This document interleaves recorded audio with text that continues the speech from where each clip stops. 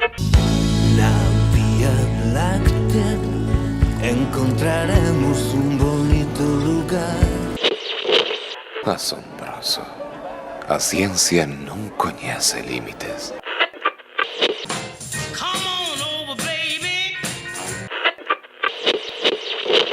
Acaba de sintonizar vostede Baleiro Perfecto.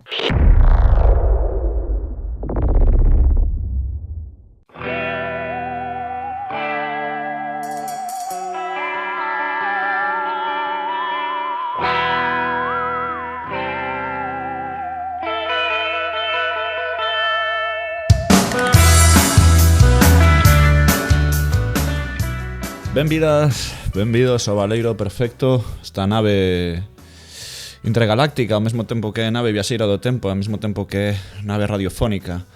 Non sei que número de capítulo este, non lle preguntei a esa voz que sen presentar falará agora para dicirme o número, pero... 36? 36. Mare de Déu. Pois 36, o capítulo 36 do Baleiro Perfecto, podcast patrocinado e promovido por A Que Cheira Papá. Patrocinado, Xa non só patrocinámoslo directamente. Sí, producido por A Que Cheira Papá. Productor executivo. Exactamente, en fin, vou facer as presentacións inda que xa nos coñecemos aquí un pouco todas. Esa que xa falou, por suposto, é Alba Rozas, dende Salamanca, pode ser esta vez? Dende Salamanca. Okay. Esta semana quedei por aquí para folgar. Oye, unha pregunta un pouco random. Está nevando en Salamanca? Non, nevou a semana pasada. Porque Sí, neva, nevou, o sea, aí neva como forte, queda, non? 4 días. Sí. Vale. E fai un frío horroroso. O sea, a sensación térmica, a pesar de que fai sol, é de menos 8, menos 10 graus. Oye, aí teño unha pregunta. Esta a máis é científica, unha pregunta científica que coa cal encaixa dentro do Baleiro Perfecto. A sensación térmica, quero dicir, a diferencia entre menos 10 grados e 0 grados é a mesma que podemos sentir entre 30 e 40 grados. Non sei se me expliquei. Mellor vos tenes máis experiencia, non? O sea, realmente... Claro, non podería contestarche porque nunca estiven a 30 e 40 graus. Pero como non, joder, como non ibas a estar? Como nunca estiveches a 30 graus, que exagerada eres. Non. Que dices? En la LIN seguro. O sea, en LIN a 30. La LIN é frío, la LIN é moi frío. Pero no Brao... No Brao sigue sendo frío. En Santiago de Compostela hai 30 graus no Brao. O que quero decir é iso, como que de 30 a 40, claramente insoportable, pero non sei se cando vas máis cara abaixo desto de entre 0 e de menos 10 tamén unha nota lo que decir, joder, sí que se nota moitísimo, non sei. A ver, para mí é horrible. Eu, por exemplo, que fun a Laponia no Nadal, o sea, toda a roupa térmica que comprei para ir a Laponia non a puxen en Laponia, estou na poñendo agora en Salamanca. O sea, de Salamanca verdade. como medida de todas as cousas. Está os menos 273 Kelvin e está Salamanca, en plan... Eu diría que sí, Charlie. Eu diría que, o sea, pasa que igual non tedes, porque en Galicia en xeral como que é difícil baixar de menos 2, menos 3. Claro. Pero eu teño estado a menos 20 e pico e o salto é moi bestia. Quer dicir, de 0 a menos 10, o salto é moi grande. Vale. E de menos 10 para baixo xa se volve unha cousa delirante. Me que eu recoñezo que non sei cal sería a miña primeira vez de frío max. Isto é outro programa, non? Estamos facendo, pero non sei. Igual menos 5, non creo que baixase de aí, O programa do frío, de repente. Sí.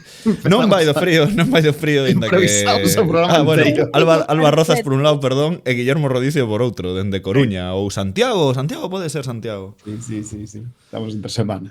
Dende a capital do reino. Ben, pois isto non vai de frío, a verdade, así que o que vou facer é poñer a cita do programa e xa veremos de que vai. Cuando fue el segundo robo, me echaron droga en el Colacao. Que yo noté que durmiera muchas horas. Imposible, que yo duermo muy pocas horas. Nunca dormí más.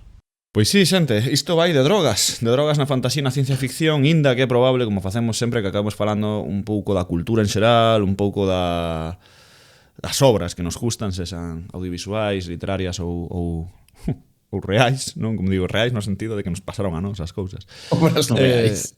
Como realismo, non? Realismo Drogadición máxica, non? En plan. Veña, vai, primeiras veces. Este é o que está que en ver o título do programa estaba esperando Oxe, isto. saindo duro, hoxe, notase Estaba que, esperando joder, este momento. Pero sí, íbamos ter que falar de drogas e das nosas primeiras veces, non? Se algún quere, home, pode aplicalo, por suposto, a obras de ficción cando flipara, pero vaya. Alba Rozas, drogas, primeiras ou segundas? Pois a ver, eu aquí distinguiría entre as primeiras veces que considero que me droguei e as primeiras veces que tive en contacto coa droga a través de outro. Ben, Entón, a ver, Como? Ben, pareceme ben claro, isto. é que é distinto. A ver, vou non explicar mellor.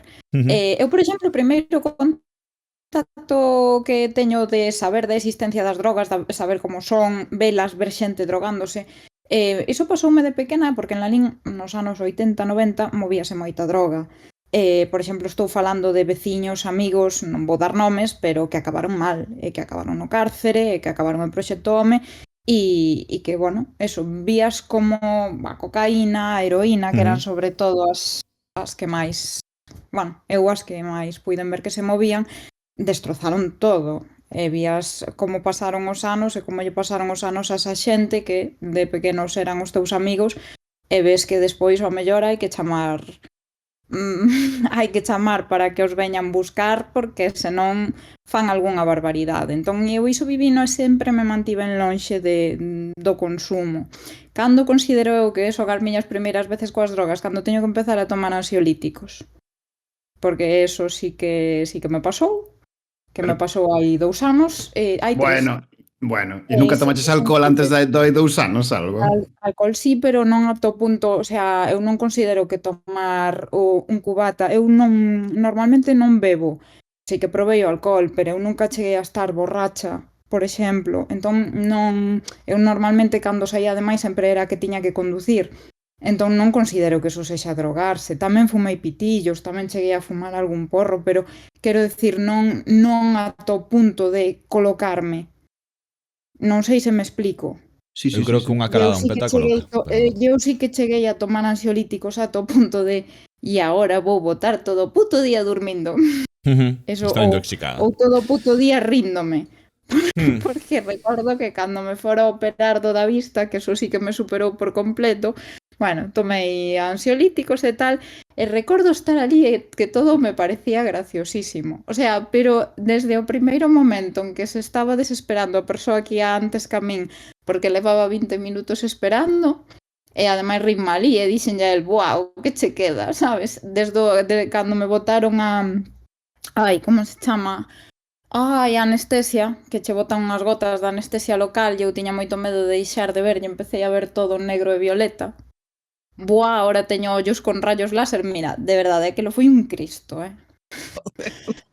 Pero foi un cristo. Aparte, ahora, séntate na silla, eu sentada, porque ademais operan tal e pues, sentaste e tes que meter o ollo nunha lente para non parpadear.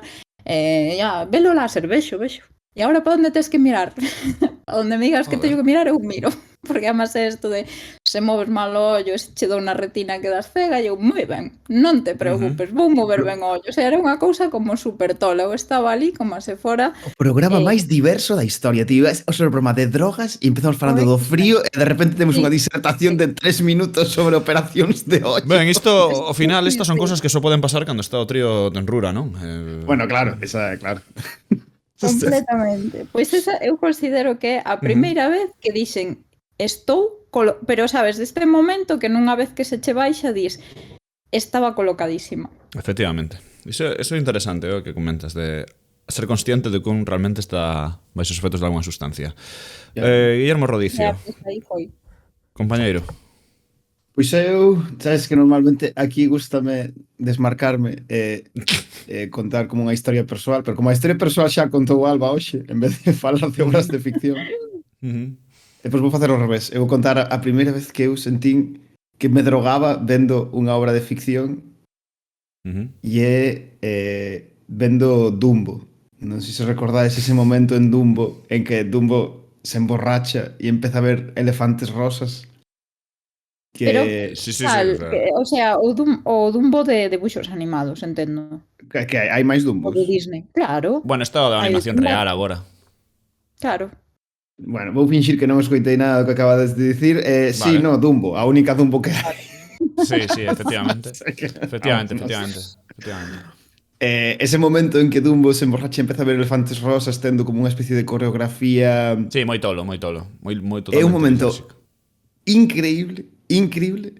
Non só porque a nivel artístico é maravilloso, o sea, é unha cosa moi inspirada, senón porque transmite esa sensación de primeiras veces coas drogas en que unha cousa é como ao mesmo tempo divertida, fermosa e terrorífica. Se está como todo o tempo nese limiar no que hai unha sensación de perda de control que resulta atractiva e ao mesmo tempo todo dá moito medo, moi mal rollo, sabes que algo pode sair mal, sabes que algo está indo mal. Carmiña Dumbo Bacaloura, transmite queres decir. Carmiña Bacaloura como experiencia lisérxica. Estou de acordo, tío. Exactamente eso, tío. Exactamente esa sensación. O sea, Carmiña Bacaloura é o máis parecido a estar metido de tripis que viviron todos os nenos menores de 10 anos na Galicia.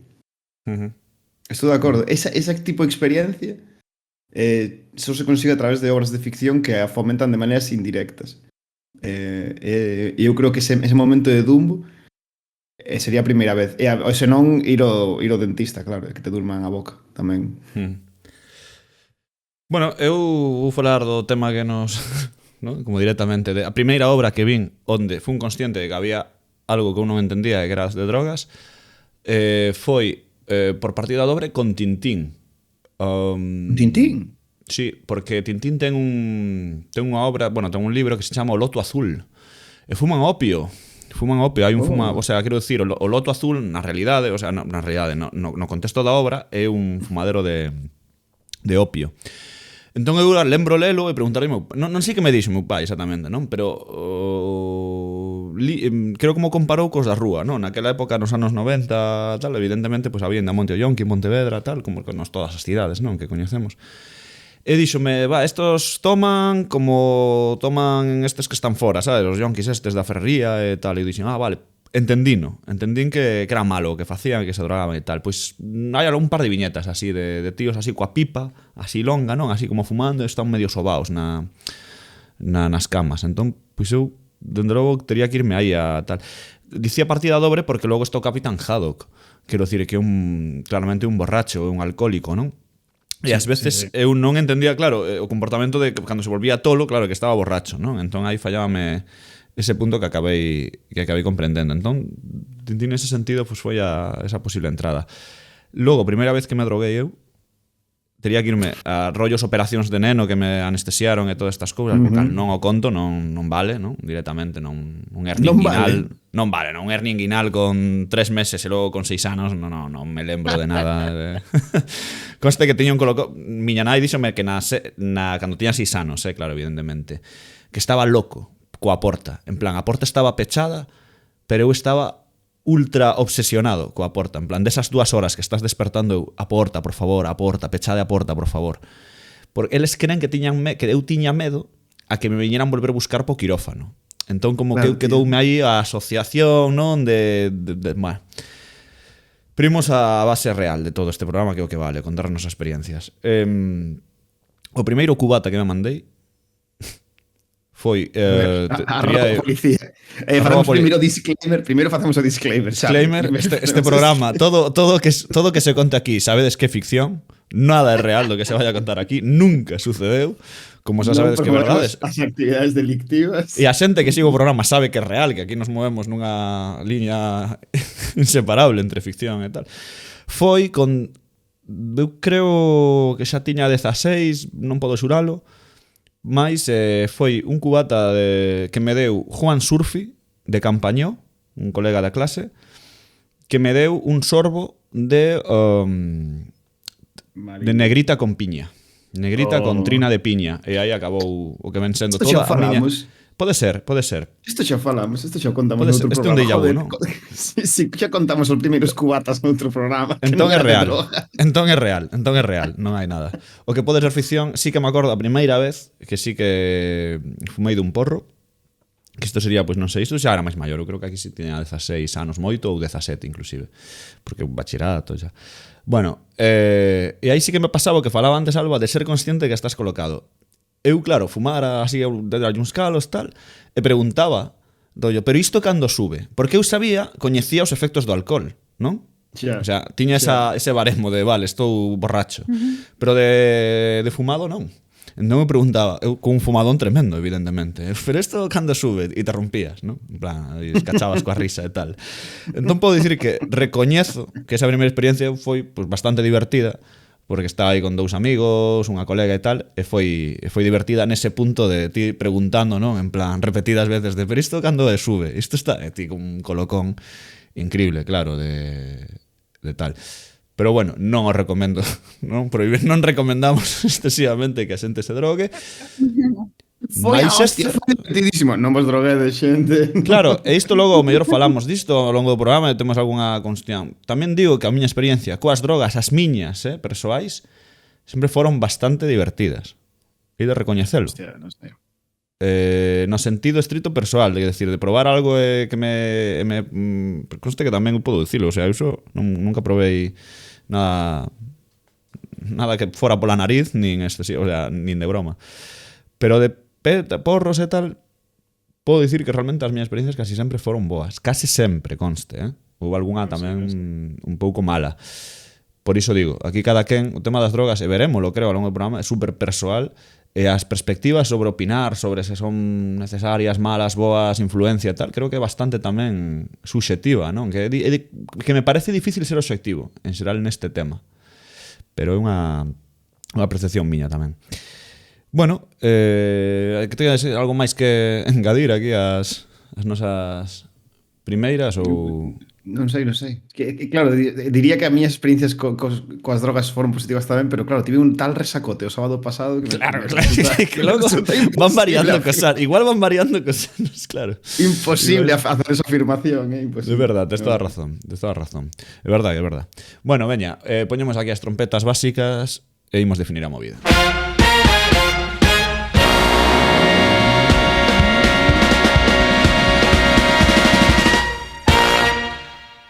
E imos co programa onde, por culpa deste programa, das grabacións que van quedar aquí registradas, probablemente nunca poidamos ser presidentes do goberno, nin ningún cargo público de relevancia. Bueno. Bueno. Non tires esa triple tampouco. Ya se verá. Vale, veña, definindo a movida. Alba, como sempre, esa nosa guía nesta cousa etimolóxica. Veña, pois vou falar de drogas. Para preparar esta definición saquei os datos do artigo As drogas, un asunto de todos, de Rondón Cabrera e a Costa Nordet, para quen se queira informar máis. Pois ben, droga é toda sustancia que, introducida no organismo, pode modificar a conduta dunha persoa con afectación das funcións corporais, o que dicíamos antes do colocón, e provocar un impulso irreprimible de forma continuada ou periódica que a induce a desfrutar dos seus efectos ou consumila para evitar o malestar da súa falta.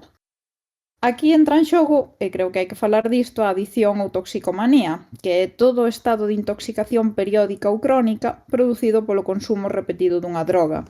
E caracterízase por 4 factores. O primeiro é o desexo invencible ou a necesidade irreprimible de continuar consumindo a droga e obténdoa por calquera medio. O segundo é a tolerancia ou tendencia ao aumento da dose. O terceiro é a dependencia de tipo psíquico e xeralmente físico con relación aos efectos da droga. E a cuarta son os efectos perxudiciais, non para a persoa, para a sociedade ou para ambas as dúas. A dependencia é a máis coñecida e caracterízase por un estado psíquico e ás veces físico resultante da interacción entre un organismo vivo e unha droga. Psíquicamente representa unha situación na que hai un sentimento de satisfacción cando se toma unha droga ou un impulso psíquico que require a súa administración periódica ou continuada para reproducir a sensación de prazer e evitar o malestar que se presenta cando non se pode obter cando non se pode consumir a sustancia en cuestión. É o que vimos chamando o mono, non? Físicamente, hai un estado de adaptación que se pone en manifesto se producir intensas alteracións corporais, Despois está a tolerancia, que ten que ver coa necesidade de aumentar a dose de forma notable para conseguir os efectos desexados e a notable disminución da acción da droga ou utilizar regularmente as mesmas cantidades, o que conduce a que a persoa se habitúe físicamente a unha dosificación determinada da droga. E por último, podemos mencionar o síndrome de abstinencia, bueno, o que vos dicía antes do mono, non? O conxunto de síntomas específicos ou inespecíficos que se manifestan cando se suprime bruscamente o consumo dunha droga. Por curiosidade tamén quixen traer a clasificación das drogas segundo a Organización Mundial da Saúde. Ten 4, que son, bueno, ten 4 non, ten unhas poucas máis. 400, sí. Mais Pero ben. bueno, ten 4 que me chamaron a atención, que é o tipo de alcohol, que bebidas alcohólicas de calquera clase consideranse droga. Seguidamente pasa a tipo de anfetamina, que aí ten varios tipos. Bueno, o máis coñecido é a anfetamina, eu creo, e a desanfetamina. Despois os tipos de barbitúricos e algúns outros fármacos con efectos sedantes. O tipo de cannabis, a María. Despois ten o tipo de CAT, chámase, que é o causante dunha excitación agradable. Tipo de cocaína. Ni idea de que eso de tipo de Non. cat, son a vos de algo? A ver, Non, eso, non. eso aparece así, pero eu saíran últimamente, ademais creo que vai nesa liña, casos nos Estados Unidos de drogas excitantes, que ademais, bueno, eu Ni idea, creo ni que idea. vai un pouco nesa liña. Non poñía ningún exemplo na lista que atopei, pero explicaba co CAT que producía, o que pasa é que ha de ter outros nomes vulgares, por así dicir, e non Xa.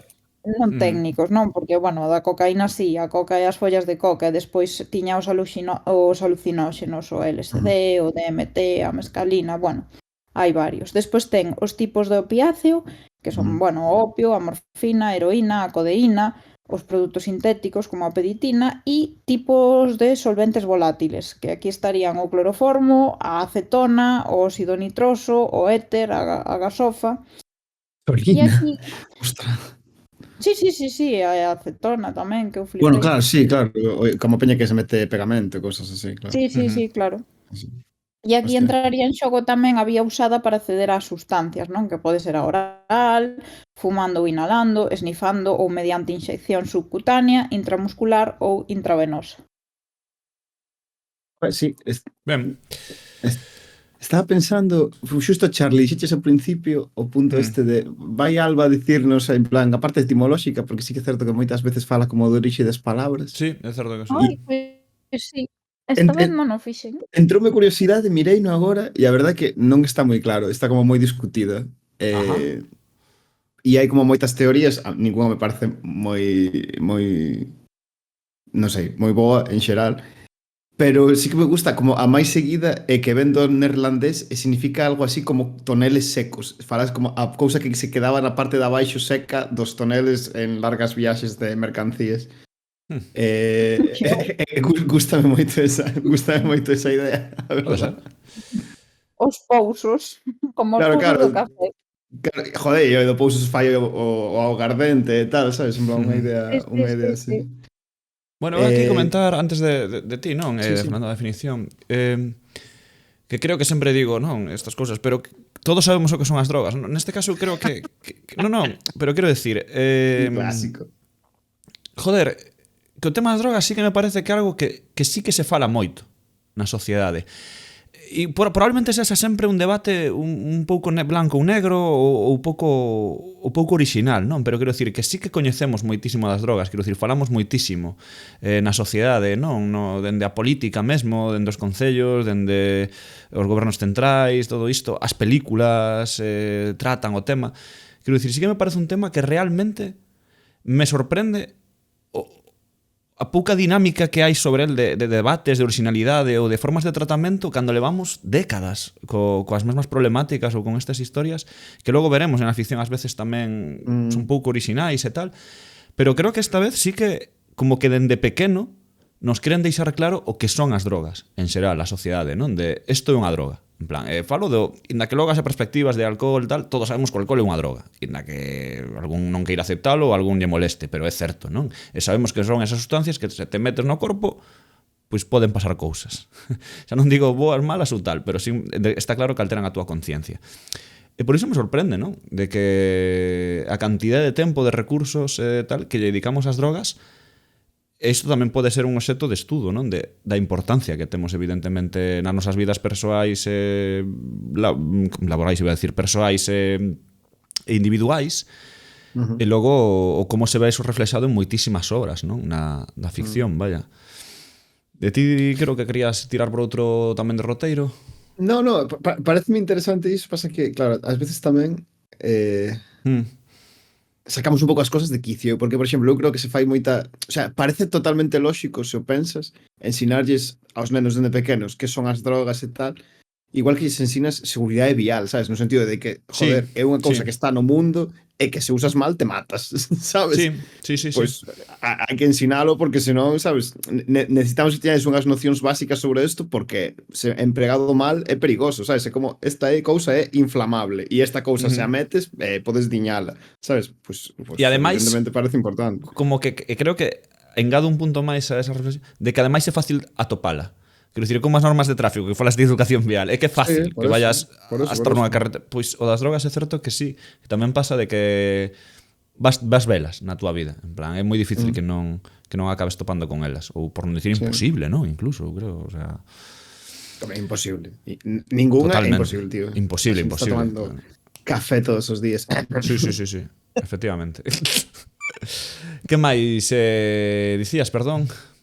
Sí, no, tiña un matiz, porque sí que é certo que, bueno, lendo a definición que propuña Alba, escoitando agora, e en xeral, supoño que a maior parte do programa vamos falar das drogas dende un punto de vista máis farmacolóxico, non? Como sustancias, en xeral, que son que alteran o teu corpo, pero para darlle outro matiz, outra cara á parte da definición, pensaba que era interesante falar de outra variante das drogas que poden ser as cuestións conductuais, non? Como determinados estímulos da realidade poden afectar a túa conducta e a túa relación con esos estímulos se volve moi parecida ao que pode ser unha droga farmacolóxica, non? Entendo que pode parecer como un pouco broma, un pouco como estirar a linguaxe, non? Como en plan, estou drogado estou viciado aos videoxogos, non? Pero en xeral, se pensamos a ludopatía, por exemplo, é unha cousa puramente conductual, sabes? É como unha cousa que ti faz ou unha cousa que non entra nada física e químicamente no teu corpo, pero a maneira en que a tratamos e a maneira en que intentamos solucionala é moi parecida a como se intenta curar o alcoholismo, non? Sí, e penso que, por exemplo... Sí, di, Charlie. No, que además pensaba eso no sentido de que é verdad que non introduces ningún elemento químico, pero sí está provocando unha química no teu corpo, non? Falamos de que se fala sempre serotonina, todo este tema tamén hormonas e tal. É interesante o que plantexas, dende logo. Claro, supoño que mellor algún purista dirá, no, eso non son drogas. Sabes o que me refiro, en plan de querer ter os queixóns moi separados, se falas de conductual, de psicoloxía, de todo isto. Pero é certo que os tratamentos antidrogas, as adiccións trátanse no psiquiatra. Quero dicir, o sea, se ti volves un toxicómano da droga que queiras, pois vas a acabar no psiquiatra. Quero dicir, igual que, claro, que alguén sufre un lupa. Disti, un purista se vai poñer moi tal, pero no fondo, o sea, en realidade o purista é o que vai admitir que son o mesmo, no sentido de que é tan un estímulo exterior, algo que ves, cheiras, ules ou tocas, que algo que te metes. O sea, evidentemente que te metes afecta máis fácil, non? É como máis directo. Pero as dúas son interferencias de fora que incorporas para dentro e afectan unha maneira o cerebro. E para min isto está moi claro no tema da ludopatía, no sentido de que igual que hai drogas de deseño, sabes? Pero igual que hai drogas que están como perfeccionadas para que te convirtas en adicto a elas, toda a movida, por exemplo, últimamente cos videoxogos, coas lootbox, estas dinámicas, joder, están deseñadas por peña experta en neuroloxía, sabes, que sabe como determinadas luceciñas e sonidiños van a afectarte para que te envicies, sabes? Sí. A liña é moi fina. A mí pareceme que a liña aí é moi fina.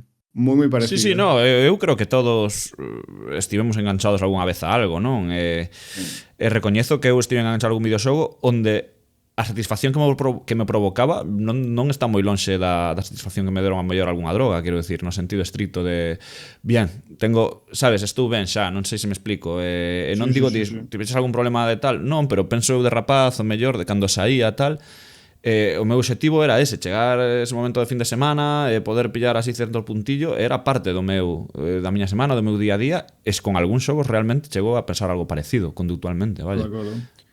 Sí, ademais que joder, que como que temos menos alarmas, sabes? Temos menos capacidade para asumir que eso é perigoso e eu con algún videoxogo teño a sensación de pura ludopatía no sentido de que non me estaba divertindo, sabes? Como que o xogo me atrapara nas súas dinámicas e eu estaba xogando por pura inercia, perdendo tempo, metendo tempo aí e xa non estaba sendo divertido, sabes?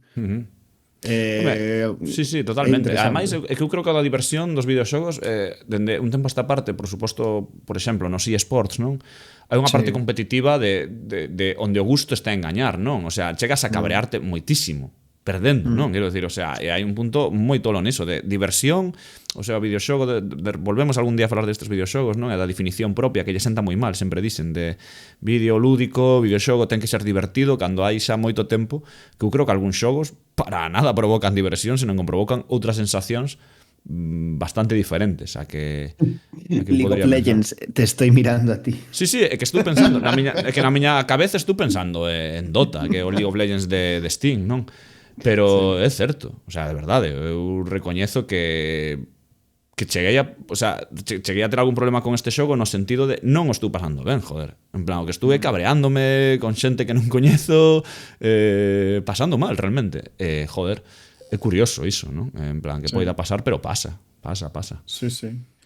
Sí, seguindo un pouco esta liña, en realidade, claro, teño a sensación de que moitas distopías de ciencia ficción clásicas do século XX, cando falaban de drogas, case sempre falaban de drogas dende un punto de vista farmacolóxico, como que os gobernos distópicos desas obras intentan utilizar a farmacoloxía para dominar a peña, e teño a sensación de que están un pouco desfasadas, ou as percibo como un pouco desfasadas, neste sentido, non? De que teño de que dá a sensación de que en realidade os gobernos e poderes tochos poderían empregar cosas moitísimo máis útiles de tipo conductual que serían indistinguibles de drogas farmacolóxicas en segmentos grandes da poboación.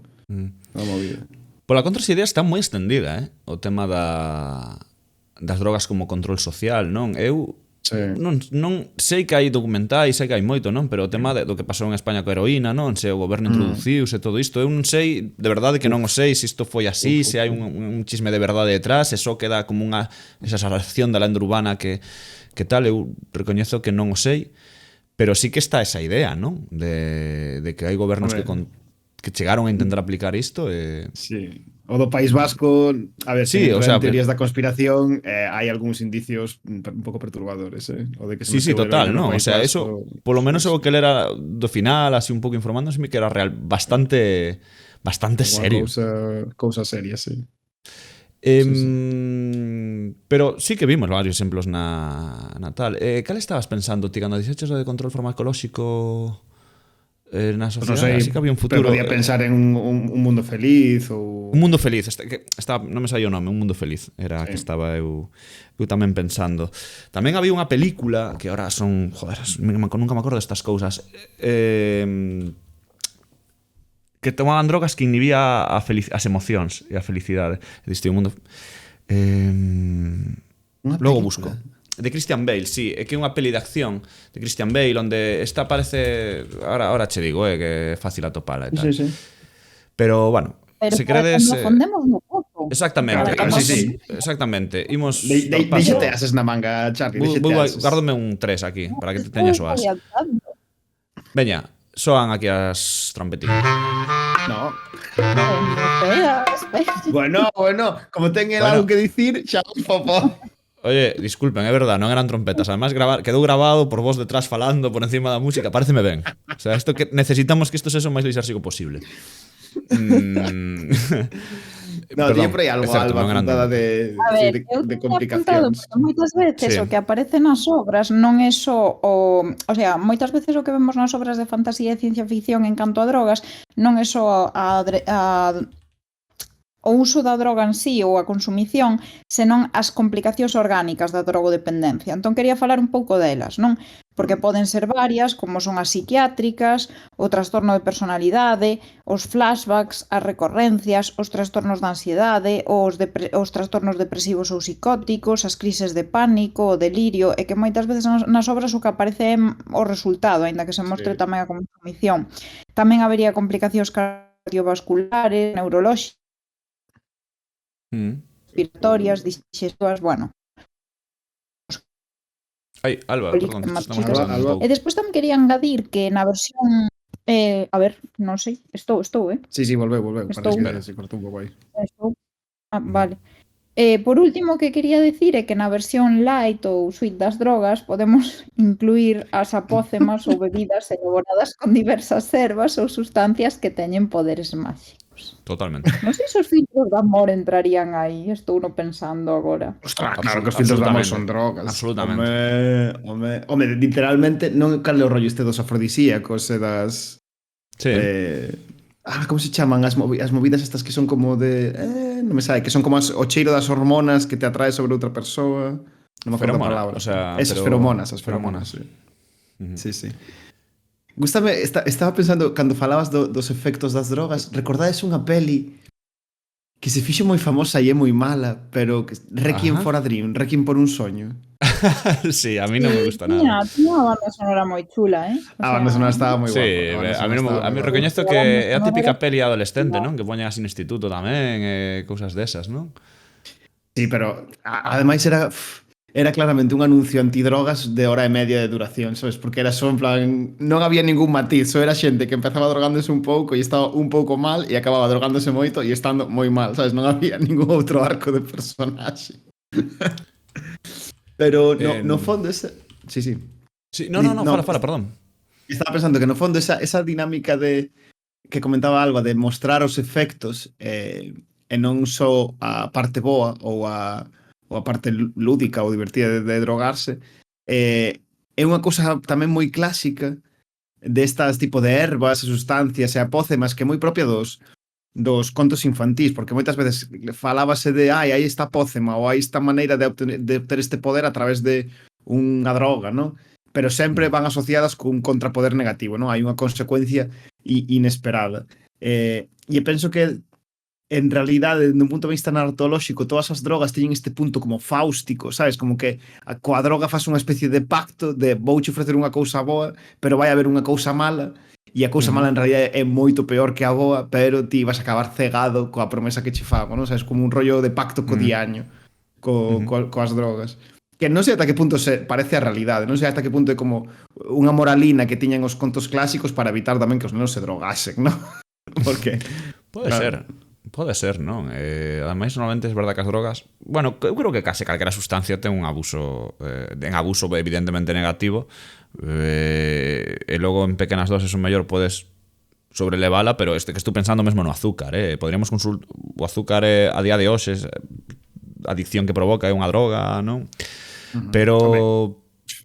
Sí. Sí, Cita, sí. Por lo menos o azucre refinado, non? claro, Refinado sí, e tal. De todas formas, eu propoñerlle unha pega a esa teoría, propoñerlle non, unha pega non, que está perfecta. É a de unha contraposición que é a de Asterix e Obelix, non? Onde realmente o cabrón de Asterix, ou máis ben de Panoramis creando esa pócima máxica, realmente non ten ningún contrapunto, non? É unha destas curiosas...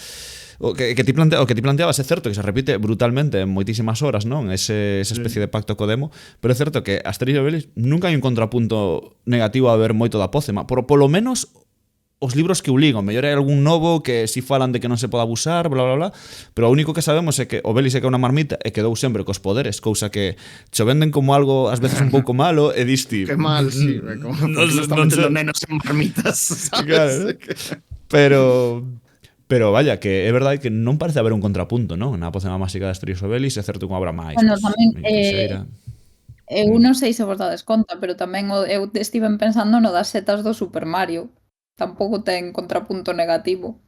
E non sei ata que punto todo esas setas son drogas. Sí, no, é que do Sí, tema sí, dos sí, videoxogos está claro. os buffs, despois eu teño un par de teorías, de un par de cousas que quero comentar, porque estou de acordo en que nos videoxogos sí que se rompe moito, pero no outro sentido, quizáis Asterix e Obelix é unha excepción, porque de feito é que está, o sea, fala ben do boa que é Asterix e Obelix, o rollo de que non o penses, sabes, nunca te resulte problemático.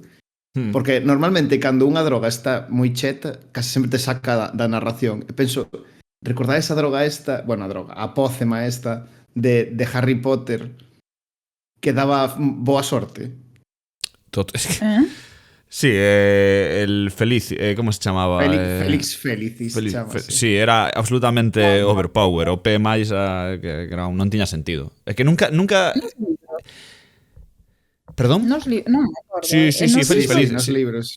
Tamén na película, se alguén espera tamén sale na película. É absurdo, é destas cousas perdón, por rajar dela de novo. Bueno, non, perdón, non, que coño. Pero é que mierda é esa? que mierda de... Por que non se utiliza máis? Por que ninguén... por que non vas... Claro, por que non vas pelexar con Voldemort chetadísimo con el? É que non ten é que ese problema de Harry, que no momento en que rabuñas un pouco a superficie non ten ningún sentido os poderes que se amosan ou as pócemas ou as drogas que utilizan, non? É que esa en concreto é eso que falamos, sabes? Que encanto, estamos tan acostumados ao rollo ese fáustico de en plan de que un poder por vía dunha droga ten que ter un contrapoder porque senón que claro, en canto introduces un elemento como ese que non o tiña, sabes? Era como, isto dá a hostia de sorte e non pasa nada. Quer dicir, o único problema... De feito era moi gracioso porque intentan compensalo, sabes? En algún momento dice algo así como... Dice, a única contraindicación do Félix Felicis é que te volve demasiado confiado, sabes? E como, vete a tomar por loco, sabes? Sí. Superman estaba demasiado confiado indo ás batallas, sabes? É probablemente un dos... e digo porque podemos extrapolarlo a ciencia ficción tamén, a fantasía nos cómics, non? Pero creo que a sorte é probablemente o superpoder máis toche, máis OP do mundo. Quero dicir, mesmo penso nos xogos de probabilidade crítico. Se chetabas ese tipo de personaxes e que te volvías un animal, sabes, por exemplo. Pero que penso tamén hai un personaxe de... Hai varios personaxes baseados na sorte, non? De Deadpool, non? Que realmente dicías, pero é que este señor está chetadísimo, en plan, o sea, o único que ten é sorte, non? Sí, pero aí había un punto cómico, o sea, sempre rompe a sí. paredes, sabes? En Deadpool estaba ben. Absoluto, non? Pero mesmo en como se chama? En Metal Gear Solid 2 había unha rapaza que se chamaba Fortune, que o seu superpoder era, en teoría, logo pasan cousas e tal, pero en teoría era ter sorte. En plan, que é super absurdo, en plan de que está chetadísimo esta movida, sabes? De que ti, sabes, se lle disparabas, encasquillabas a arma. Se lle tirabas non sei que, pues a granada fallaba. Ese tipo de cuestións, non? En plan, ese era o seu superpoder. E dis, que mierda é esta? Por que está tan ben, non? Entón, defendo que o superpoder máis tocho do mundo é ter boa sorte. Porque non hai cousa que non consigas con boa sorte, en plan, romper a estadística, non? É así. Sí, pensando nestas movidas de consumo, sabes, do das drogas, tamén quedara coa idea apuntada aquí no tema da definición de que case todos os tropos de tomar drogas, non de tomar drogas, non, todos os tropos de cousas boas e cousas malas que teñen as drogas son en realidade moi parecidas en xeral aos tropos narrativos de consumir cousas en xeral, en plan de comer en xeral. Porque eso que comentábamos antes, calquer tipo de relación co entorno no fondo é en esencia psicotrópica porque é como alterar o propio corpo para introducir algo de fora e como cambialo químicamente para poder absorberlo, non? O sea, de alguma maneira somos todos adictos á auga e non podemos estar vivos se non, o sea, tes o peor mono do mundo se deixas de beber auga, non? Se pensas así. E case todas as movidas de, por exemplo, de consumo para convertirte en Deus, o rollo da comunión cristiana, o rollo este de Attack on Titan que falamos algunha vez, teñen un punto psicotrópico, sabes? Sempre hai un punto psicotrópico de consumir algo que te altera por dentro, que te cambia, sabes? Sí, no, é mesmo na vida, quero dicir, históricamente, as drogas de guerra, non? Anfetaminas e todo isto, non quedarse dormido, ter case un amago de superforza, quero dicir, eso está aí, non? Dime, Alba, perdón. Nada, Charlie, acábame de acordar unha cousa co das drogas de guerra. É que o... Ai, bueno, digo despois en Afondando Vale. no Pozo, perdón. Estamos non te preocupes, estamos en Afondando ¿Dónde no Pozo. estamos? No, vamos ahora afondando no pozo, Charlie. Mete ahora a dices, musiquiña, me cago en tal. En serio? Sí, ahora é o momento. Pues xuro vos por Dios que antes metín a musiquiña, pero vou a meter de novo. 3, 2, 1. Eu de verdade que esta viaxe está me sentando fatal. Estamos, joder, no segundo pozo, tío. Nunca baixamos tanto, O puto programa das drogas. Xuro vos que para min habíamos rematado, o sea, rematáramos o primeiro e estaba xa no pozo, pero... Estamos no segundo pozo, xente. Vale, bueno, pues no segundo pozo, ¿no? Ben fastidiados. Creo que queríades falar, que creo que é importante dun autor neste sentido, se abrimos o pozo, creo que é indispensable falar de drogas e falar de Philip K. Dick, ¿no? Porque sí que creo que un tipo que logrou darlle algunha voltiña ao tema drogas nas súas novelas, non? Entón, Alba, ti que acabas de publicar Ubik con Boadicea, seguro que tes algo que decir neste sentido. Sí, a ver, en Ubik non aparece, en Ubik aparece expéndense drogas como caramelos, o sea, tes drogas, tes máquinas, a idea que dá é que tes máquinas como as que podemos ter pois para chocolatinas, eso, máquinas 24 horas que expenden narcóticos, metanfetaminas, o que necesites pois para aguantar esperto, para soportar os nervios, para aumentar os poderes psíquicos, porque tamén é unha sociedade que, bueno, como funciona a partir de multinacionais con diferentes clases de xente que ten diferentes clases de poderes telepáticos, pois iso tamén para superar a perda, para aguantar se hai algún tipo de enfrontamento, pero a sensación máis perturbadora desa obra é iso, de que hai máquinas expendedoras, como poden ser de chocolatinas, con diferentes tipos de drogas e narcóticos. E nas obras de K. Dick aparecen normalmente sustancias que alteran a percepción en todas elas. Para min a máis chamativa non é Ubik, para min a máis chamativa é unha ollada na oscuridade na que aparece a sustancia D. Sí. Porque é unha obra que K. Dick lle dedica a todos os seus amigos que morreron por culpa das drogas. E a sustancia D produce que cada hemisferio do cerebro opere con total liberdade. Así Sí, que xa vos podedes imaginar. Ademais, como que ten un punto... no fondo, é o que diste, que dedicou a todos os colegas que morreron, ¿no? Hai un punto de Requiem por un soño tamén, en unha olla da escuridade, de como que se volve un pouco unha crítica cega a droga, porque como que primeiro te dá subidón, pero despois te acaba palmando, todo o mundo acaba morrendo, non hai maneira de non morrer pola sustancia de, sabes, é unha cousa... non sei, claramente unha maneira moi lenta de suicidarse, sabes? Entonces non hai matiz. Sí que é certo que Dick en xeral é como quizáis son máis famosos estes autores porque inventou un montón de drogas para as súas obras, para varias, o sea, mencionamos dúas, pero seguro que se pensamos un poquinho máis sacaríamos máis, pero en xeral penso que todos os autores de mediados do século XX sentiron, bueno, autores de sci-fi, de ciencia ficción, sentiron moitas veces un interés particular polas drogas porque hai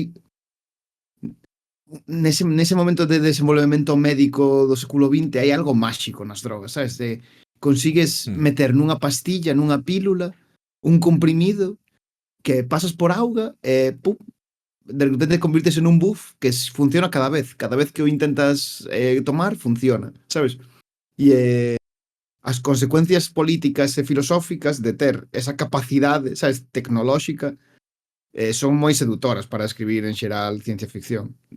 Non sei, penso que vale, igual é un pouco loco, non, como comparación, pero é como a fascinación que me produce a min esta cousa de Dragon Ball de poder meter un coche nunha cápsula, sabes? Pois é igual de máxico, se o pensas, ao que estamos xa acostumados a que podemos facer, sabes?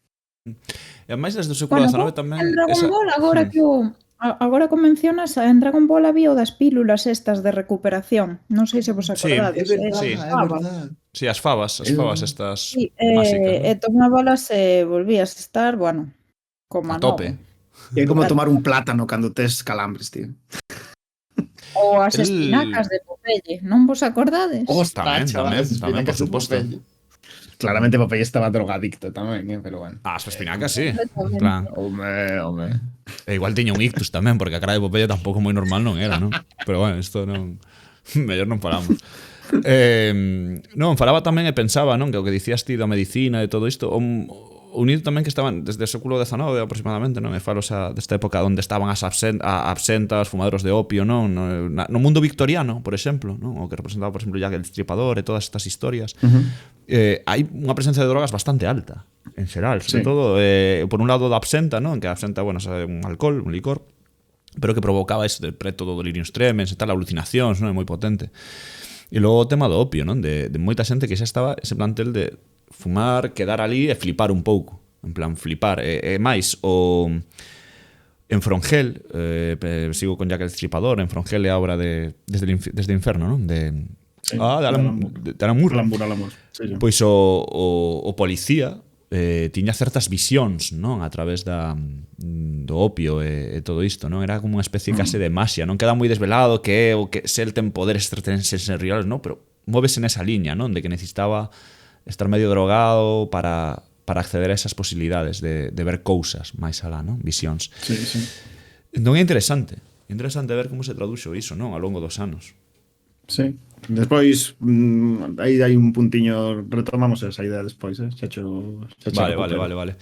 Seguide vos entón con que irades. Bueno, habería que mencionar que mencionastes antes xa a soma de Un Mundo Feliz, non? A droga que proporciona paz, tranquilidade e basicamente a alucinacións felices de maneira automática, que se utiliza para ter controlada a poboación e que ademais ao mesmo tempo tamén vai matando a poboación, non? O sea, a nai do salvaxe empeza cando retoma a vida no mundo civilizado, empeza a consumir soma porque non é capaz de asimilar todo o canto lle pasou e ata que morre.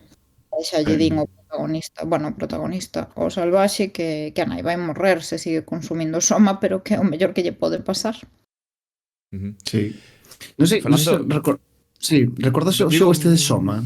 O videoxogo? Sí, eu sei iba a dicircho justamente o videoxogo de Soma. Non sei se o nome en ar de ración, eu non o cheguei a xogar a Soma, sei que é un clásico dos últimos anos do terror. Do terror, sí. Pero eu non o teño na miña bibliografía persoal. Debe ser, non? Parece como moi... A verdade que estamos aquí un pouco cuñadeando porque non o xogamos ningún, non? Pero entendo que... Eu relacionaba máis co tema robot e tal, porque creo que era un cibernético o tema, pero non che sabría decir. Non sei. Non che sabría decir se vende aí. O que sí quería unir, que me cadra ben, o que antes falabas de Christian Bale, non? Que falaba eu.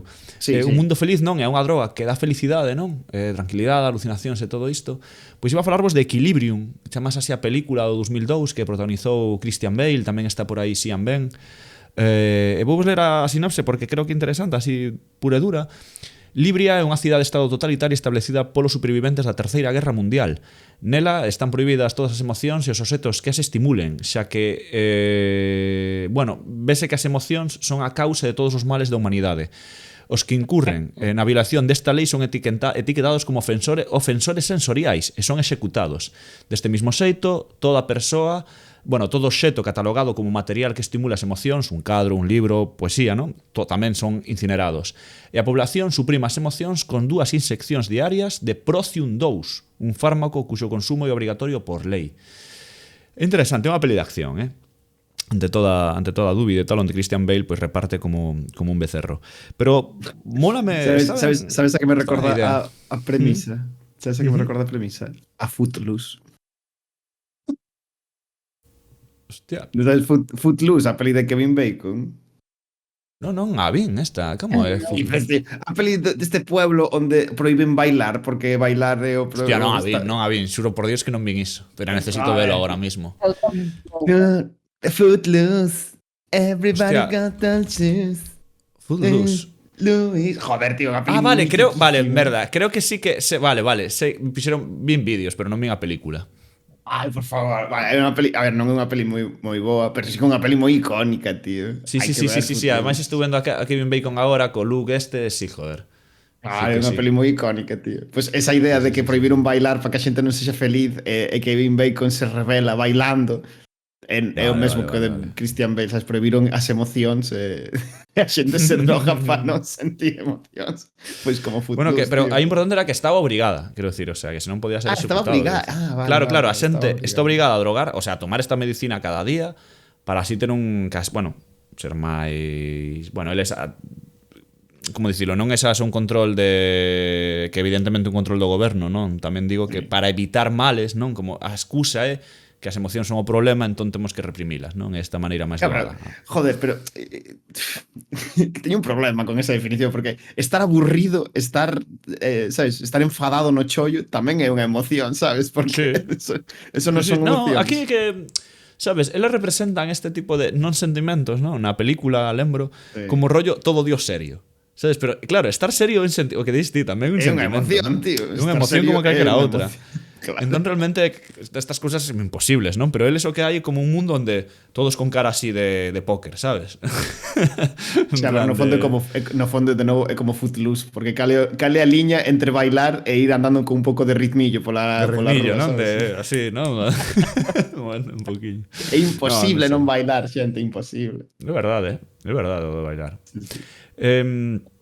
Non sei, Pues, que máis... sobre o tema do control político, o sea, a droga como un mecanismo de control político. Despois tamén apuntaremos a unha máis, non, que vai por esta liña, pero é unha cousa que interesou moito nos Estados Unidos, eu creo, sobre todo eso, a partir dos anos 50, 60, e eu creo que por un lado, por esa parte medicolóxica, de en plan de que a xente empezaba a ter un acceso moi fácil a drogas prescriptas polo médico, e o salto de aí a que iso poidese ser unha cousa, bueno, unha cousa igual que o médico en unha institución estatal, que o Estado empregase as drogas para controlar a poboación, pois parecía un salto mentalmente posible, non? De feito, nesta época é cando empezaron algunhas das teorías da conspiración norteamericanas. Non sei se vos sonan as teoristas sobre que metían flúor na auga para que a xente para controlar a xente. Sen máis, non? No fondo o flúor era para evitar que a xente tivese caries, non? Pero sen máis. Pero claro. Pero bueno, en xeral houve como unha fascinación en particular coas drogas psicotrópicas por a capacidade que tiñan para alterar a túa química do cerebro. E unha cousa que me parece divertidísima desta obsesión de mediados de século dos norteamericanos coas psicotrópicas é cando as intentaron converter en armas. Non sei se vos soa unha peli, coñeces unha peli que se chama Os homes que miraban fixamente as cabras? Sí. Esta peli que é unha peli que a min no momento gustoume, son consciente de unha peli moi boa, pero no momento gustoume, fíxome gracia o seu sentido do humor, e buscando estes días un pouco sobre a peli, descubrín que o director da película prácticamente só fixo estas pelis e todos os anuncios de Nescafé. O sea, non dirixiu nada máis. Pois me encanta ainda máis a cuestión esta. Verdad, Por iso estaba George Clooney. Claro, tío, xa tiña contacto con George Clooney para a peli. Claro. A min este é unha peli o que diste que me fixo, o sea, me fixo moita graza no seu día. En plan, parece tan absurda. Parece tan absurdo. Hai un momento en que lle están explicando ali cando tumba a cabra. Que é absurdo, pero que un humor que é verdade, o sea, teño que revela, porque hai moitos anos que non a vexo. Pero no seu día sí que me dixera, joder, que simpática, non? A tontería esta de verdad vai disto, están intentando de verdad facer isto, en plan de intentar gañar esta guerra a través disto, non, hombre, para un exército como mentalmente superdotado, é absurdo. Sí, porque para a xente que non a coñeza, a premisa é sobre unha cousa real do exército estadounidense que intentou crear super soldados con poderes psíquicos para gañar a guerra de Vietnam. Guerreros monxes, creo que ¿no? Paralelamente do inimigo e tal. Co dos exércitos hai unha movida, porque estou pensando eu que agora o Capitán América tamén sería feito a partir de drogas ou sustancias. Logo tamén temos a serie de Boys, non? Que son os superheróis, os que lle acaban poñendo drogas ou sustancias para convertilos en superheróis xa desde pequenos, e logo teñen ese composto que basicamente tamén é como unha droga, que é o composto, pero como a versión chunga do composto, que é o que utilizan os mozos para enfrontarse a eses superheróis. E despois, a ver, a que me acordou antes cando estaba falando Charlie, que o autor de The Witcher, que ten un libro de relatos que se titula Camiños en Retorno, un dos contos chámase Battle Dust. E el vai explicando que o conto está baseado no uso de unha droga no exército que basicamente pois que é unha droga real e de uso habitual que se chama Battle Dust e que se utiliza pois para mermar pois a dor e certas percepcións e outras potencialas. Por exemplo, pois, o estado de alerta, etc., pero ao mellor non sentir tanta dor. E, de feito, unha das protagonistas dese relato, a conta de usar o Battle Dust, non se dá conta de que ten unha hemorraxa nunha perna e que non ten unha perna ben vendada e morre por iso. Hostia. Por exemplo, Que entón, guapo. isto que merma certas sensacións de dor, de percepción, etc., e potencia outras, como o estado de alerta, o nivel de excitación e como a resistencia e desenvolveo bastante ben. É un fragmento de batalla espacial e desenvolveo no que matan un comando e desenvolveo bastante ben. Que guapo. Ou Bueno, polo eso, menos gustoume.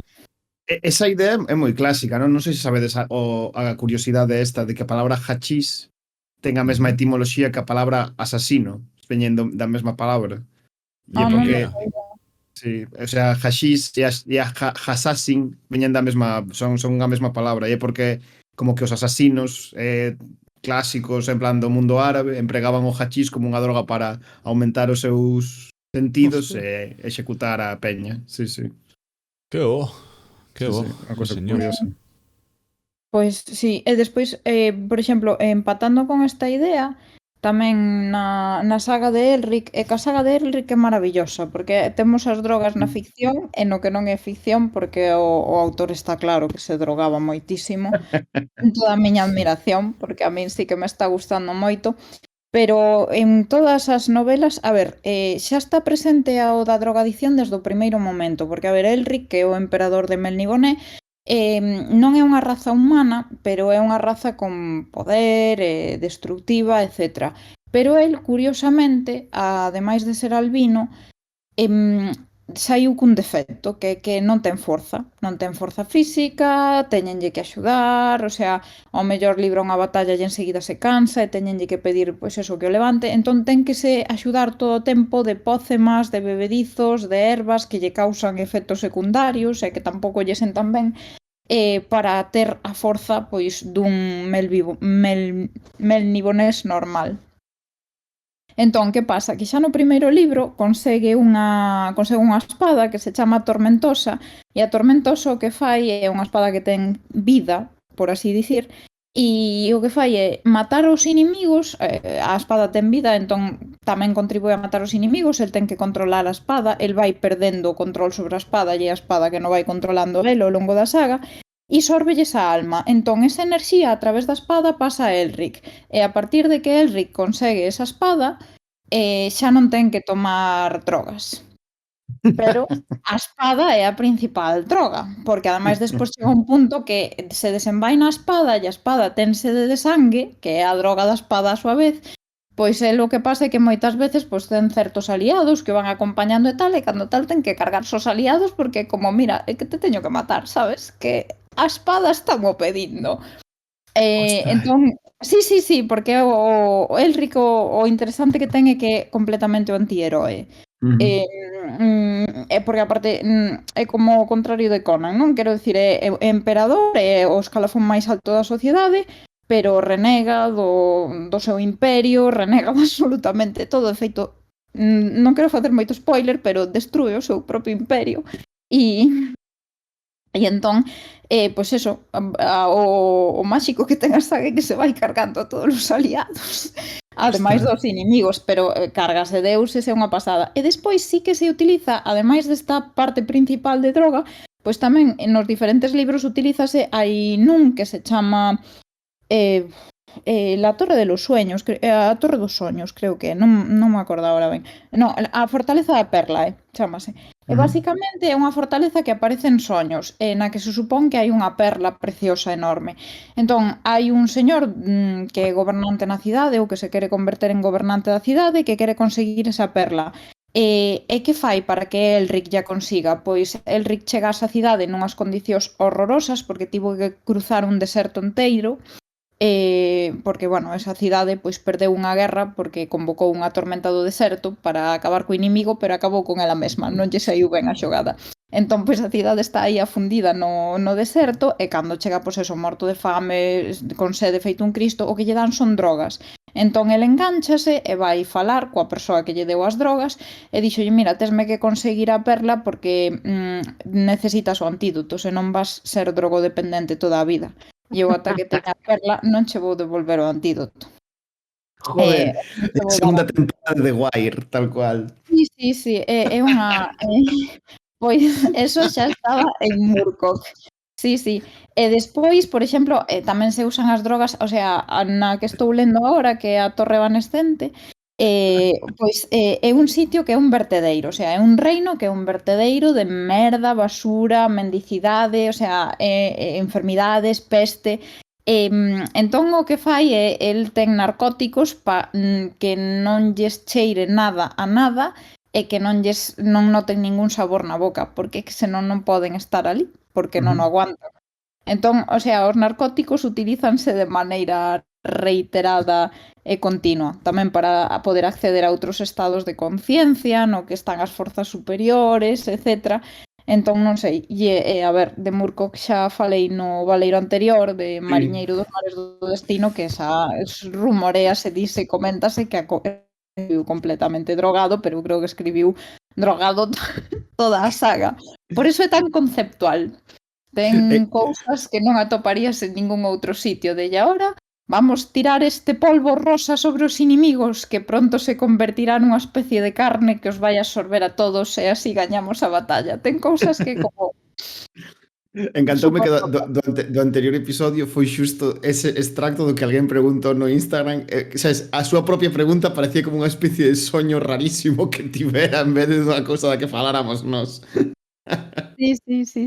No, pero sí, a min xa me dixeran, porque preguntei se me ia gustar tanto como a The Witcher e a persoa a que lle preguntei díxome non sei se é mellor ou peor, é moito máis conceptual. Non ten absolutamente nada que ver, tío. Non ten E a palabra absolutamente nada que ver. conceptual, no, a mí estáme gustando, O sea, Sí, a ver pero que como... non ten absolutamente No. nada que ver. O sea, son cousas que non son comparables en ningún sentido. Porque... Non, o que pasa é que, bueno, eu teño moitas esperanzas porque dixeronme que o final era super épico. Para mí The Witcher o final foi moi decepcionante. O Bueno, sea, pero eso. pero, en fin, en calquera caso iso, que eu creo que é un mundo super psicodélico que está construído baixo a influencia clarísima das drogas. De agora paso a unha dimensión que é unha especie de vena palpitante e ao final atopo unha cámara que parece o interior dun corazón feita así de carne, que é onde están as espadas e tal. Entón, non sei, ten esta parte de psicotrópica que bueno, a min mola un montón, pero para gustos. Sí. E despois, a ver... De feito, perdón. só por facer un apunte aí. Claro, dicías, comparar con The Witcher. Claro, tamén The Witcher, que non...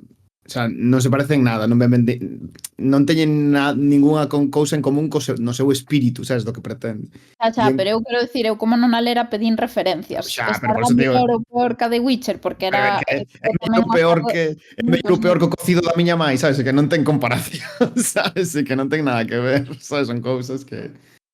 Pero, por exemplo, esta trama que comentabas a espada esta que... A tormentosa, sí. Sí, hai unha trama parecida, non é exactamente igual, non? Pero hai unha trama parecida en Hora de Aventuras, en que como que Finn consigue controlar un espírito de erva que se convirte nunha espada e despois o espírito vai se convertendo nel mesmo, unha cosa así e tal. Falando outro día con Charlie, claro, Charlie fíxome pensar que, claro, Hora de Aventuras non fala de drogas en ningún momento, pero sí ten moito este espírito lisérxico de calquera cousa pode pasar en calquera momento e está guiado máis por esa especie de vontade de descubrimento da seguinte cousa tola que non por ningún outro... Bueno, sí, despois hai como algunhas historias que teñen arcos longos e tal, pero sobre todo hai esa vontade de estar sorprendendo todo o tempo a través de esta idea loquísima, que é unha cousa moi propia do estado de estar metido, vaya, estou de acordo. Sí, non sei se Sí, queres sí. abrir algún outra... Bueno, perdón, Alba, ahora si continúa. Bueno, que comentamos o de The Witcher, non? Que en The Sí. Witcher Geralt de Rivia tamén ten que tomar diversas sustancias para potenciar os seus poderes. Mm.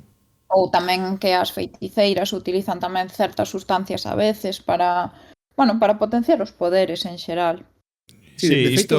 Sí, perdón, Rodicio. No, di, E el Charlie, para Charlie. mutar. Nada, que isto é a converterse porta en aberta para os videoxogos, non? En plan, os videoxogos, como se di, sumáronse esta idea de poder tomar pócimas en plan power-ups nos xogos de Geralt de Rivia moi rápido, non? É porque probablemente esa son das maneiras máis doadas de adoptar, non? O videoxogo é expandir a historia. Nos videoxogos hai moitísimas pócemas que tomar de The Witcher. Podes facer unha chea de cousas, non? Algúnas obrigatorias, outras non, digámoslo, pero está bastante ben, non? Polo menos en The Witcher 3 había unha variedade moi potente e pagaba a pena. O que pasaba? Que era un pouco lento. Eu sempre dicen que o sistema, claro, tens que craftealas, logo tomar...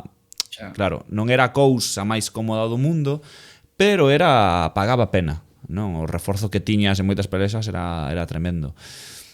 Chega a ser incluso totalmente o que dicimos aquí, non? Overpowered, non? OP. E vas como un animal por aí que non pasaba absolutamente nada. E supoño que de videoxogos o maior, pois podemos poñer moitos máis casos nesa historia de un power-up, non? En plan sonidillo de Super Mario. Sí, sí. Sí, comentaba antes Alba o das setas do Super Mario. Hai un matiz aquí que me parece interesante, porque Sí. é este punto de que moitas veces os videoxogos viron no tema das drogas como unha especie de excusa narrativa que lles viña ben para introducir unha mecánica xogable que era a do bufo, non? Como a de ahora tes máis capacidade que tiñas antes.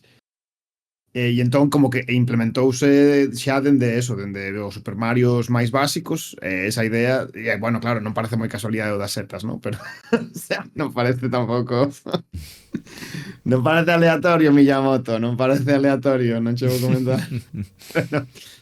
pero claro, a cousa é que, claro, por esa propia dinámica, o ser unha forma en realidade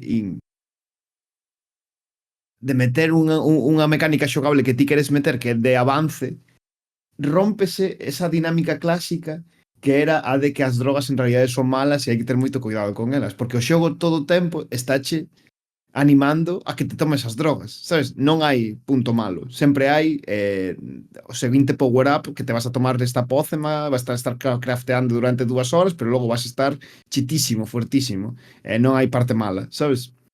E elimina ese punto de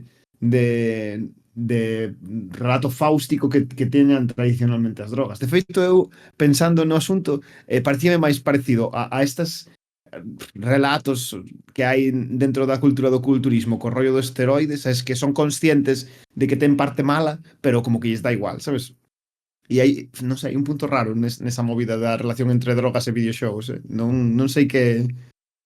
Non sei que sacar en claro diso, Eu tampouco, Cústame ver, crear, como se diría, unha constante, non? Nos videoxogos de cara ás drogas, non? E como se utilizaron. O que está claro que o power-up sí que me parece algo moi típico e tal, Sí. pero quería poñer un exemplo curioso, non? Ou que fixo Metal Gear Solid, non? Falamos do ano 98 en PlayStation xa. O Metal Gear Solid 1 tiña 2 drogas que podías, polo menos que ahora lembre, a mellor hai algunha máis, pero estou seguro que estas 2. A primeira é o diazepam, non? Ti podías ter un rifle francotirador, pero é moi difícil disparar con el de non ser que tomes diazepam ou pentacemín, non sei se era pentacemín ou diazepam. Bueno, total, que era para que non se tremera o pulso, non? En plan, baixaras os pulsacións, porque escuitabas o son, tal, e baixaban as pulsacións e podías, en plan, apuntar mellor, non? Senón era bastante difícil, a verdade. Jalabas unha pílula e veña, xa estabas preparado para ser o mellor francotirador do mundo. E logo era, bueno, moi necesario o duelo contra Sniper Wolf, non? Francotiradora. E logo estaba o tema dos pitillos, dos cigarros. Isto, ademais, era un dos primeiros ítems, por non dicir o primeiro ítem que tiñas no inventario. En plan, había... non o collías nunha parte do xogo, senón que iba contigo porque Snake fumaba. E en principio, non tes por que utilizalos nunca, sequera. Non é algo que necesites, non é algo que... Vale. Como na vida real.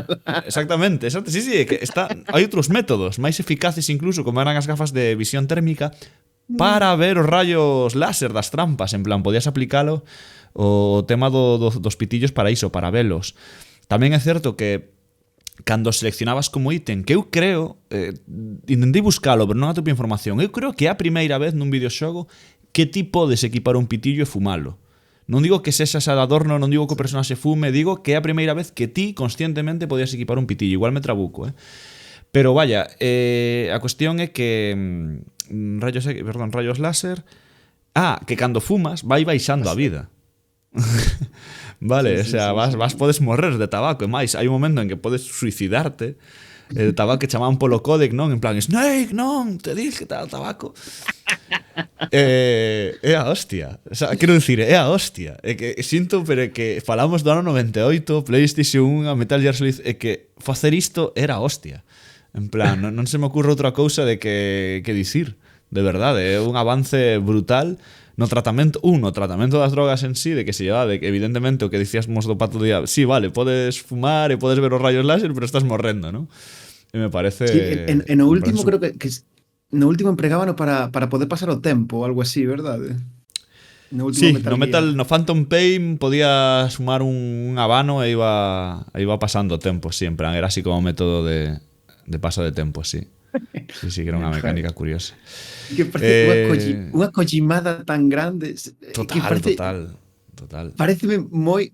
É un detalliño do Metal Gear que evidentemente non é moi importante no conxunto do que foi a carreira de Kojima, pero pareceme moi denotativo de como pensa Kojima, sabes? De, en plan, é que non había ninguna necesidade de meter os pitis no xogo máis que por facerse o guai, tío. É que creo que ese é un punto importante para falar do tabaco, porque creo que, a ver, Sí, aquí falamos de drogas.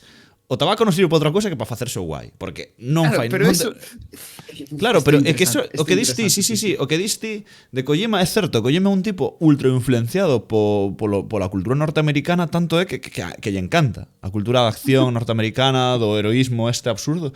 Eu entendo que hai unha cantidad, unha recua de personaxes heroes do mundo da acción, non? Que fumaban. Eu creo que de verdade que este pitillo que lle dá a Snake é para que mole máis. En plan, non ten outro significado máis alá de molar.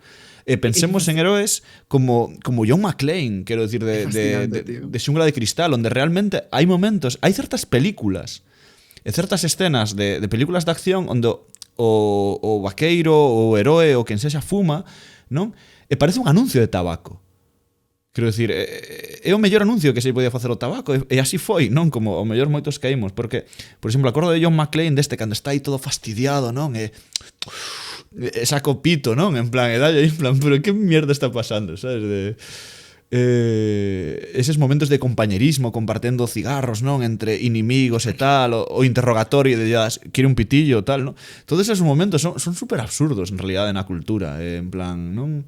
É que é fascinante, se o pensas, porque aínda outro día falábamoslo, non? Se meter o tabaco nas drogas e tal, e a priori parecería que non, sabes? É que o tabaco non é unha droga tanto como é un veneno. Sabes o que che quero dicir? Non hai... Non hai droga porque non hai este punto que teñen en xeral as drogas de ofrezoche algo e a cambio son malo para o teu corpo, sabes? Pero sempre ofrezo pois un estado de mente alterado, unha sensación de pérdida de inhibición, sabes? Ofrezo algo a cambio de este dano. Pero o tabaco é como comer matarratos en dose moi baixas, que dicir, non te ofrece nada e te está matando. Quero dicir, non hai parte boa. Entón, claro, é máis parecido a eso, a un veneno que a unha droga. Pero e isto é o matiz que é interesante, se introducimos esta cousa que acaba de comentar Charlie, si se entende como droga, sabes? Como a parte que che ofrece o tabaco é sentirte guai. Sí, é que non hai outra cousa, que o tabaco non pero sentirse guai é un estado de mente alterado, tío. É unha cousa moi rara. Pode comparcho, Joder. Como socialmente convertimos un veneno nunha droga, sabes? Atribuímoslle socialmente un poder a esa sustancia e iso convertimos nunha droga. É unha cousa guapísima de pensar así. Pode ser, compro, super Kojimada, ainda máis, entón ainda afondamos máis. Es Kojimada, ainda máis Kojimada, se pensas así. Joder, e que está guapo así, está guapo. Alba, que máis tes ti por aí así anotado? Pois non sei, anotar o das setas do Super Mario. A droga de Venus en Star Trek, que isto non o mencionamos e tamén mola un montón. No episodio 6 da primeira temporada hai unha droga que te volve increíblemente guapo e atractivo. Ou guapa e atractiva, porque neste capítulo unha muller trata de infiltrarse entre a tripulación coa poderosa droga do amor, basicamente. Pero faite cambiar o aspecto ou só é como unha cousa que os demais perciben? Eu creo que eu polo... A ver, non estou segura, pero porque hai tempo que a vin, pero eu creo que é a percepción. Ah, vale. O sea, é Sabes? pura feromona, é pura feromona. Sí. Despois tamén está o leite plus da laranxa mecánica, non? Uf. Que é a que servían no Clásico. Molotov Club. Bueno, a que tomaba o prota antes das sesións Sí. de ultraviolencia. Ultraviolencia. Uf. Aquí hai teño un melón que abrir, Aquí teño un melón que abrir. Abre melón. Dou a benvida a miña TED Talk porque sentados que aquí teño un par de cosas que contar. A ver. Sabedes que, o sea, eu vin a peli de Kubrick sendo bastante novo e tal, e pareceme moi interesante, pois en xeral, se ves Kubrick de novo sempre te parece moi guai, ¿no? Que como vida.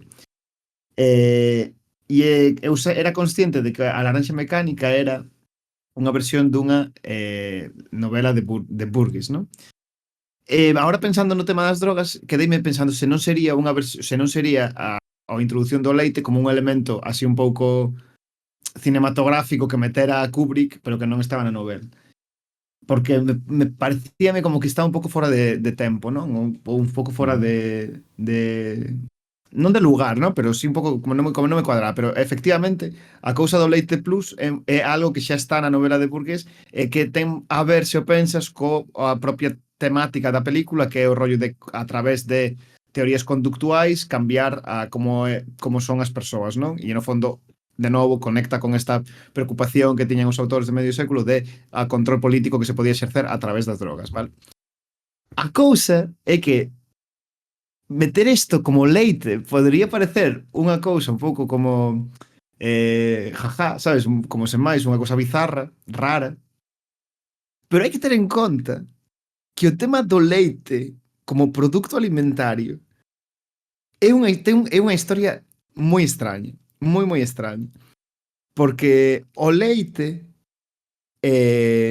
sí que é certo que é un produto que tivo gran importancia durante a evolución da humanidade, sobre todo en algunhas partes do mundo, porque, por exemplo, non sei se sabedes, pero en Asia case non se toma leite, por exemplo, é moi pouco habitual.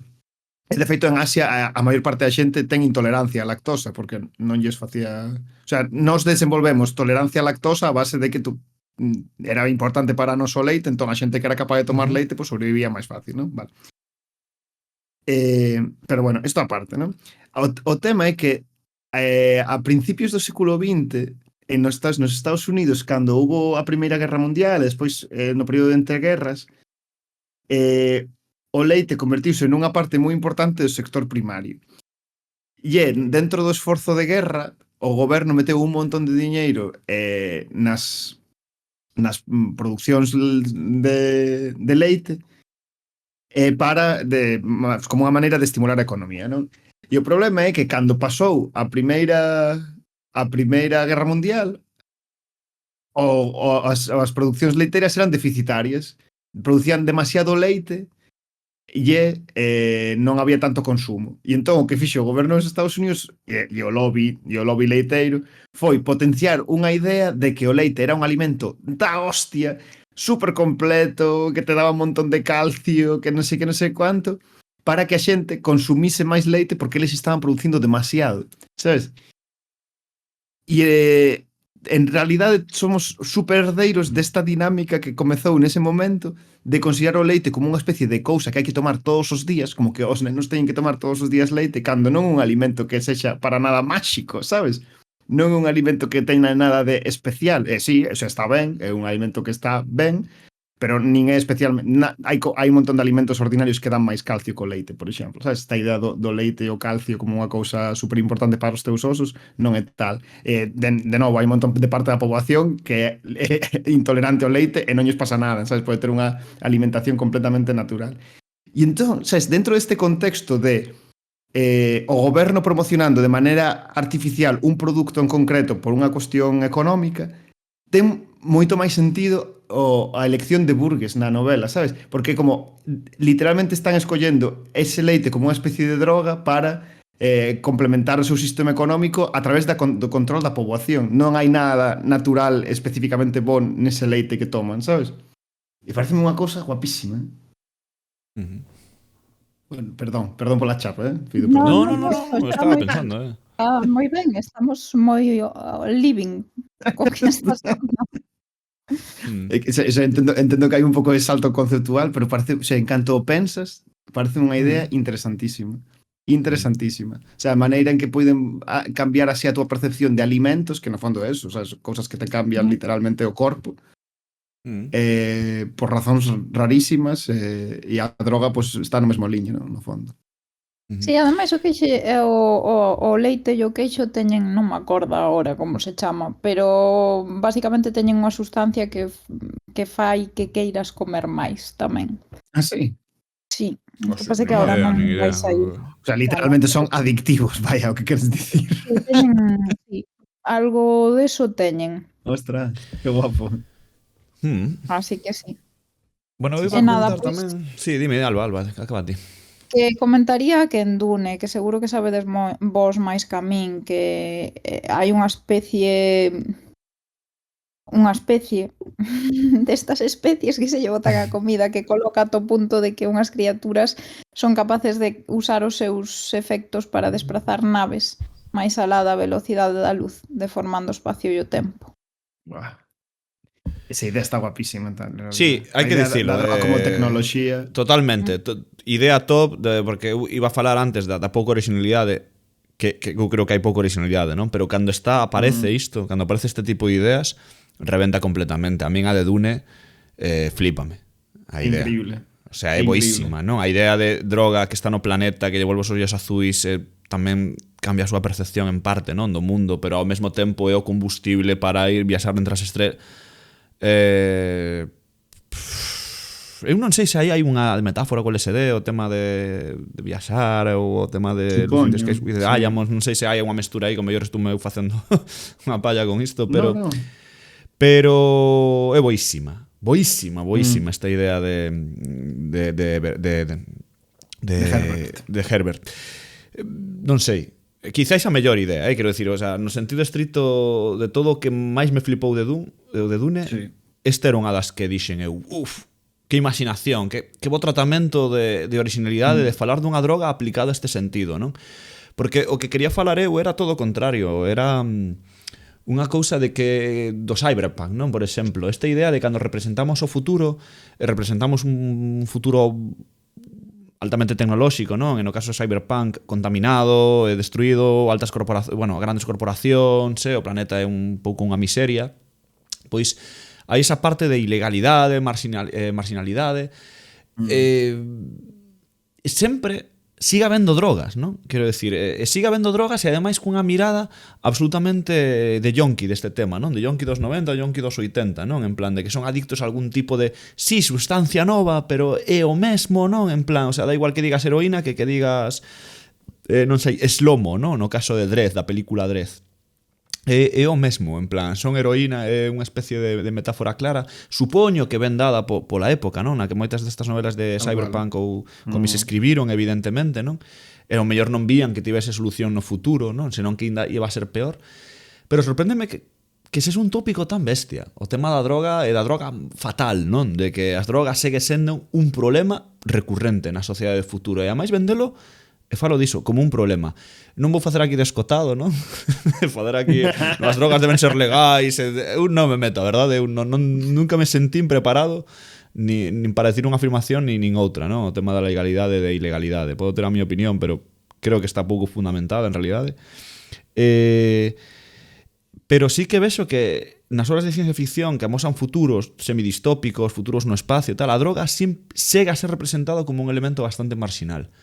E me parece, pois sinceramente, malo no sentido de que me parece pouco original esta idea, non? De seguir vendo de que vai haber un problema dentro de 40 anos coas drogas, cando mellor non o hai. Ou xa non digo porque siga habendo drogas, que seguramente as asa sempre, non? En relación coas drogas a humanidade é bellísima, non? E digo, en serio, ninguén se lle ocorreu de que o mellor chegamos a un equilibrio xa, ou mesmo de tratamento, de sí, temos yonkis, pero da igual, meteslle esta pílula e nada, están xa como putas bestias, non? En plan, xa está, normal, xa se quitou o mono, xa estás... Non sei se me refiro, non? De que se avanza... Sí. Como que tes un brazo biónico, pero ao mesmo tempo tes yonkis na rúa, en plan de... Non sei, creo que a tecnoloxía ou a medicina avanzou moi mal de algún punto, en plan, e non estaba mal aplicada neste eido. Non sei. Sí, é guai, no fondo, porque penso que o que diste que fala moito de dun momento social e político onde a marginalidade e a droga era literalmente o mesmo. Quer dicir, asociábase tan fortemente a marginalidade ao ambiente da droga que parecía imposible crear un ambiente de gueto no futuro, sabes? Sen que houvese drogas ali. Ou todo o contrario, crear unha sociedade perfecta con drogas habituais. Claro, o sea, non había punto intermedio, sabes? Só era ou as drogas son unha cousa que o goberno nos vai dar para controlarnos ou vamos a acabar no futuro simplemente con guetos de drogas ultraprocesadas, sabes? Pero non hai ningún punto intermedio ou alternativo, sabes? Por eso a idea de Herbert é tan potente, porque é literalmente pensar nos yonkis como avance tecnolóxico, sabes? En plan, Sí, vamos a meterlle un montón de droga a esta xente para que así poidan viaxar no espacio, sabes? E en realidad a visión que había da droga... Claro. É boísima, de verdade. Que é boísima, unha cousa boísima. Pero claro, pensar... Era difícil, eu entendo que era difícil, porque había unha conexión tan intensa entre drogadicción e ambientes de droga con lumpen, vaya, as cousas como son, con gueto, que saírse diso, joder, requería un exercicio de imaxinería forte. Supoño que ainda pasa. Sí, eu xa digo, a mellor hai mil obras que contemplan as drogas positivamente. Eu recoñezo que non as coñezo, porque eu creo que incluso en as referencias que topei en que sei, carbono alterado, non? As últimas así cousas tal. Sigo vendo que sigue habendo unha connotación negativa, non? Incluso había unha película que se chamaba, por exemplo, Os Sustitutos, de Bruce Willis, onde a xente vai todo o dios enfundada nun sustituto, non? En plan, o sea, ti estás na casa pero non te moves, non? Controlas unha persoa que normalmente é máis guapa que a ti ou se parece a ti pero máis guapa, bueno, non ten por que selo, pero normalmente a xente como que mellora o seu sustituto, non?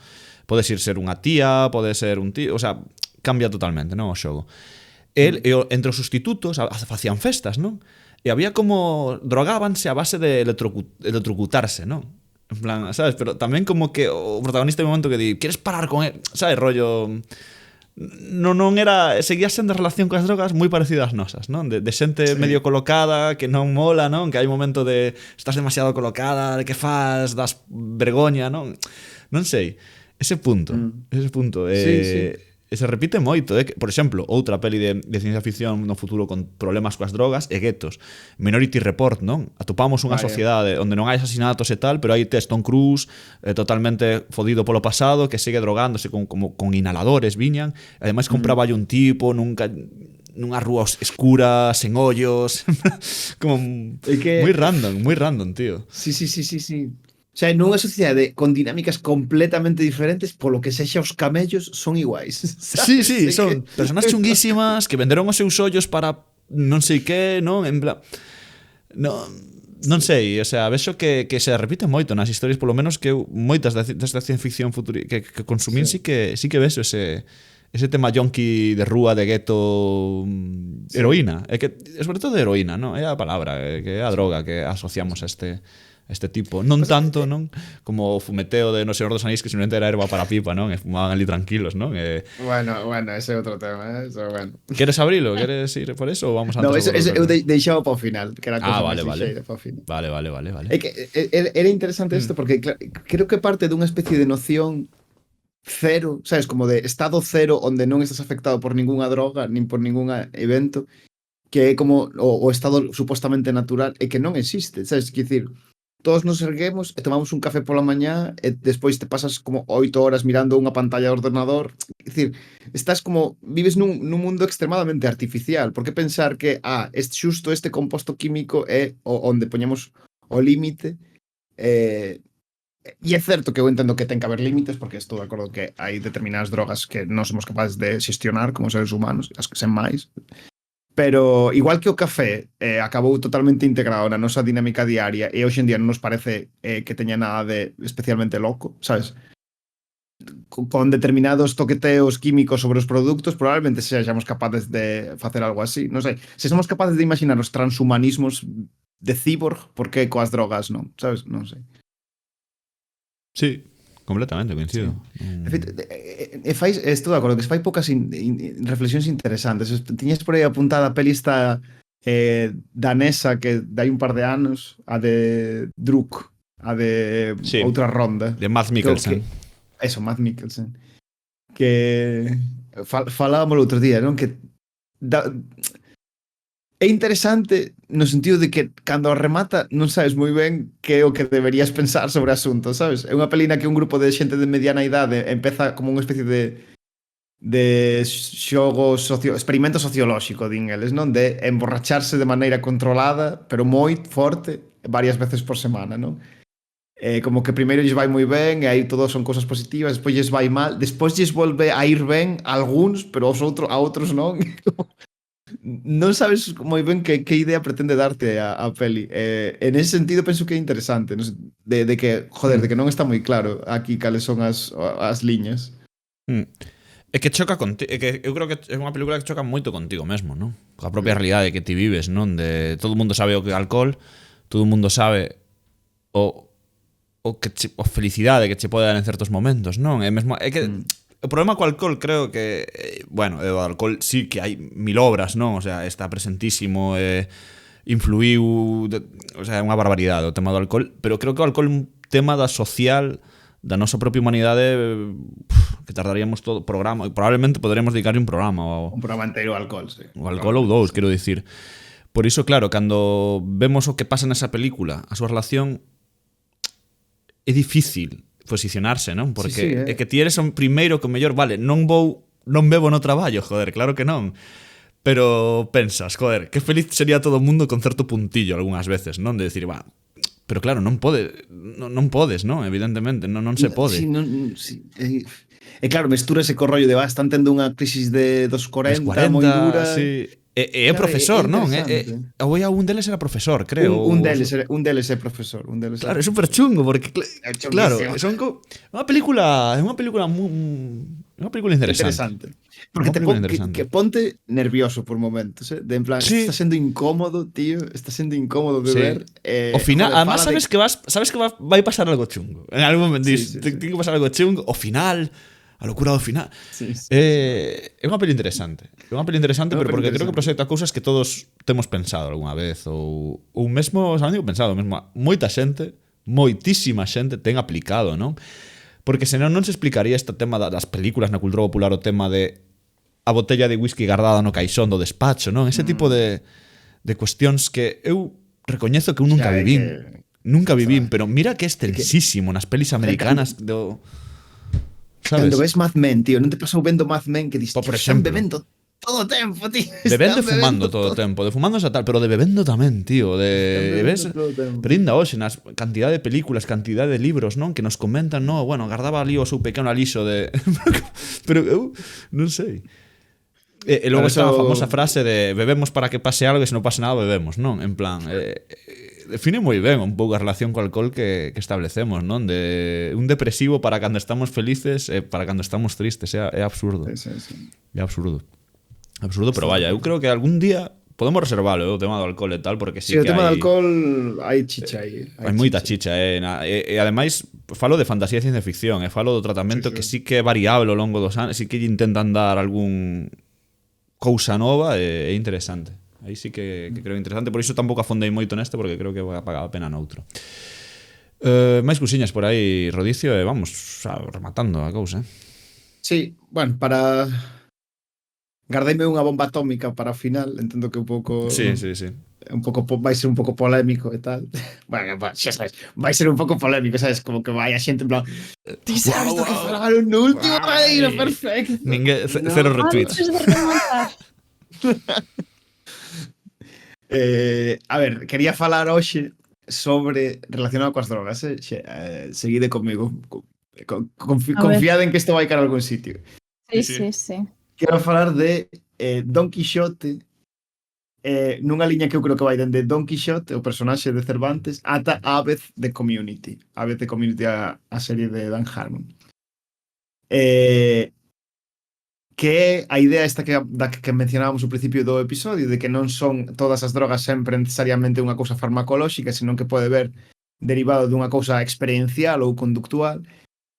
E esta idea de drogodependencia dunha experiencia concreta que é a de ler libros e habitar mentalmente mundos de fantasía, non? Que che acaba producindo unha experiencia psicotrópica da realidade e da que te podes volver adicto. Aquí, como para simplemente como un comentario, non sei se vos pasou algunha vez de ver unha serie de animación ou unha peli de animación durante moito tempo que despois xiras a cabeza e o mundo real ten un punto raro, un punto irreal, como que entraches moi forte nesa realidade animada e cando sais dela a realidade un pouco rara. Nunca vos pasou? A ver, eu queres que Fala, te Alba, apoie, sí, fala. podes decir que Non, se nunca vos pasou nada, é unha experiencia que sinto vin eu, non pasa nada. Pero non entendedes o que quero dicir. sí que entendemos. Vale, Sí. non estou Quedas así solo aquí. un pouco como, No, bueno, é que mais creo que non entrar a ese punto, pero creo que puido pasar. Non sei se me explico. Mellor non son conscientes a veces tamén destas cousas. E logo que pensas, por iso teño que pensalo, por iso non respondo automático, senón que tería que pensar un pouco. Pero pode ser, Bueno, deixo eso. Se alguén que nos escoita tivo ese tipo de experiencia, por favor, que me apoie, que me faga aquí un pouco de apoio moral. En fin, máis alá desta cousa, esa idea de facerse adicto á fantasía abre en realidade a narrativa contemporánea, non? Porque é certo que en Don Quixote hai un punto de broma co asunto e un punto de sátira, non? Para falar sobre os libros de cabalerías, pero ao mesmo tempo denota un grao de autoconciencia, sabes, de ser consciente de que a propia narración pode falar de outras narracións e a través deso afectar a quen lee e ao que escribe, que é eu penso que é o que abre a modernidade, non? A modernidade é a capacidade a modernidade na arte literaria, non? Esa capacidade de observar o libro dende fora e desde dentro ao mesmo tempo, non? Ademais, esta idea, que no fondo ten un punto formal, non? De cuarta parede e tal, tamén ten un corolario lóxico filosófico que é esta idea de que se non somos capaces de crear realidades alternativas a través da ficción, canto hai de falso na nosa realidade, non? Se non somos deuses por esa capacidade que temos de crear ficcións e ata que punto podemos ir transitando de unha a outra. E en realidad esta idea tamén, é obsesión en xeral a case todos os autores da época contemporánea, non? Podemos rastrexar en case todo, xa dende a literatura ilustrada, xa non che digo na decimonónica, e especialmente no século XX, toda esta idea de intentar explorar estados alterados de mente que nos permitan viaxar a outras realidades posibles, non? E por eso obsesiona clásicamente os autores considerados máis canónicos en todas as literaturas do mundo o tema dos soños, o tema das enfermidades mentais e, pois, para o que nos atinxe hoxe tamén o tema das drogas, non? Como un mecanismo que te permite cuestionar a realidade, non? Pensaba como exemplo moi extremo, xa avanzando un pouco máis no tempo no século XX, a xeración beat, que eu penso que é unha xeración literaria que se non se tivese interesado por isto en particular probablemente sería unha cousa marxinal e así pouco coñecida, pero que se convirte nunha cousa moi recoñecida dentro do canon norteamericano precisamente porque toca este tema, non? Porque se convirte a través do tema das drogas nunha cousa metafísica que lles permite, bueno, pues a eso, a un canon norteamericano que sempre está un pouco intentando equipararse ao europeo, por esa vía falar de temas que históricamente foran como moi importantes, non? E a última versión que me parece moi interesante este tropo da obsesión como a fantasía como unha cousa de obsesión de droga é Abbott, o personaxe de Community da serie de Dan Harmon, non? Porque é un paso máis, unha volta de torca máis a esta mesma idea, porque o tema é que Abbott como personaxe fai roturas da cuarta parede, sabes? En plan, fai mencións a que están dentro dunha serie, fan mencións a que el ve moitas series, entón entende que dinámicas do que está acontecendo do capítulo é exactamente igual que outro capítulo de sitcom, non? Hai como, está todo o tempo sendo unha especie de fuga metanarrativa todo o tempo dentro do capítulo. Pero a diferencia do que poderían ser tradicionalmente as rupturas de cuarta parede, que son pois chiscadelas ao público, non? En plan, mira, pillades este chiste, tal. A cousa é que a vez é como Don Quixote, e o que pasa é que está obsesionado coas narracións. Entón non mira ao público e di, estamos nunha serie, senón que el mesmo, como personaxe que está loco, sabes, como personaxe que vive moitas realidades ao mesmo tempo, unha delas é a de que o que está vendo é unha serie, sabes? E entón dalle como unha dinámica moi rara na que o resto de personaxes escoitan as súas rupturas de cuarta parede e se entenden como unha especie de enfermidade mental que el ten, sabes? Como unha especie de obsesión coas narracións. E hai episodios moi extremos disto, onde a vez ten como, por exemplo, hai un episodio de Nadal, porque a vez ten como un trauma de Nadal, onde a súa obsesión cos especiais de Nadal falle imaginar que en realidad está que está vendo todo como se fose stop motion. E ti como espectador estás vendo a imaginación de Abed dese capítulo, sabes? Penso que é unha versión moi novedosa, moi innovadora dun tropo que nos leva que nos leva interesando desde que a literatura se adquire esa noción de literatura moderna. Era esto. Interesante, No, pero moi boa. Que, joder, Community, Community ten algunhas cousas que... Hai unha última... Sí.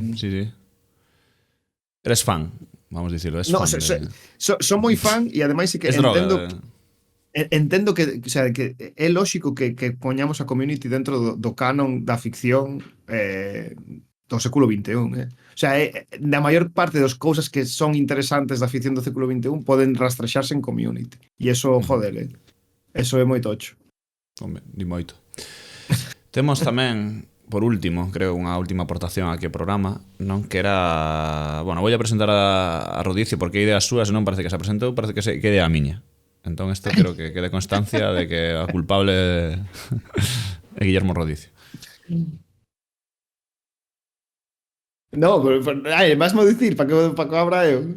Home, por suposto, por suposto, ¿no? Eu logo contarei as miñas impresións, porque obrigado pola situación de ter que, bueno, evidentemente contestar, ¿no? Porque isto é así, pero... A ver. Non podíamos vamos a acabar o programa nun tono jocoso, ¿no? Pero non podíamos, en honestidade, facer un programa sobre drogas sen falar desas películas que son moito mellores se estás drogado. Drogado do que sexa, xente, pode ser alcohol, pode ser o que queirades. Pero son películas que requiren que ti estes nun estado mental alterado para poder disfrutalas verdadeiramente. E quería preguntarvos cales son as vosas favoritas deste xénero en particular da ficción. Bueno, hai unha por repetición en diferentes casas, diferentes noites ao longo da miña vida, creo que How High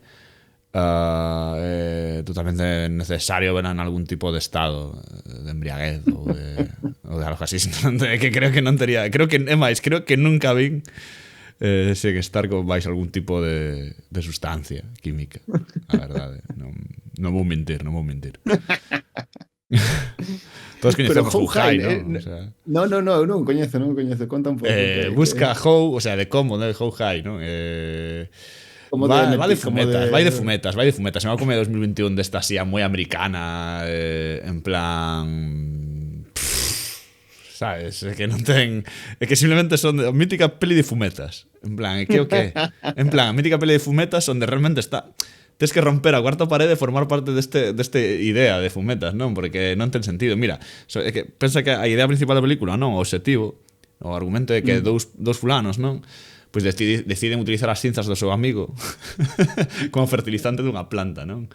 Entón, unha vez fuman esta planta, pois aparece o fantasma, non? De Ivory, creo que se chamaba, que lles axuda pois nos seus exames para ingresar en Harvard, non? Onde, claro, terán que adaptarse a vida universitaria, non? Que daqueles non forman parte nese sentido. É que de verdad, non? É puro ouro. É puro ouro. É todo un subxénero en particular do cine norteamericano que ademais ven moi ben para o Valeiro Perfecto porque casi sempre son pelis con elementos de ciencia ficción e fantasía. Sí, claro, que estaba pensando ahora que digo, claro, Juja é unha peli evidentemente de fantasía, claro, que hai fantasmas e tal, sí. De feito, a miña favorita dese xénero é que a podo colocar como unha das dúas que tiña aquí pensado mencionar é Jacuzzi o pasado. Non sei se a coñecedes. Hostia, no, pero necesito Jacuzzi al pasado, hostia. Jacuzzi o pasado, que é unha peli de fumetas en que un grupo de colegas empregan un jacuzzi para viaxar 20 anos no pasado e resolver unha serie de problemas. O sea, é unha peli de viaxes no tempo de fumetas. Que non é moi boa, pero a mí o sea, en determinado estado fisiolóxico fai moita gracia. Claro, podo entenderlo perfectamente. Que, por certo, engadiría en xeral calquera deste estilo de Scary Movie, non? E logo, que teñen un nome en inglés ese tipo de propostas que a mí non me saen nunca, que é Scary Movie e logo baseadas no Ring, e logo, xa non só en Scream, non? Ou pelis de terror, senón que se aplica logo esta serie de películas que aquí normalmente son traducidas con nomes totalmente diferentes aos orixinais. Sí.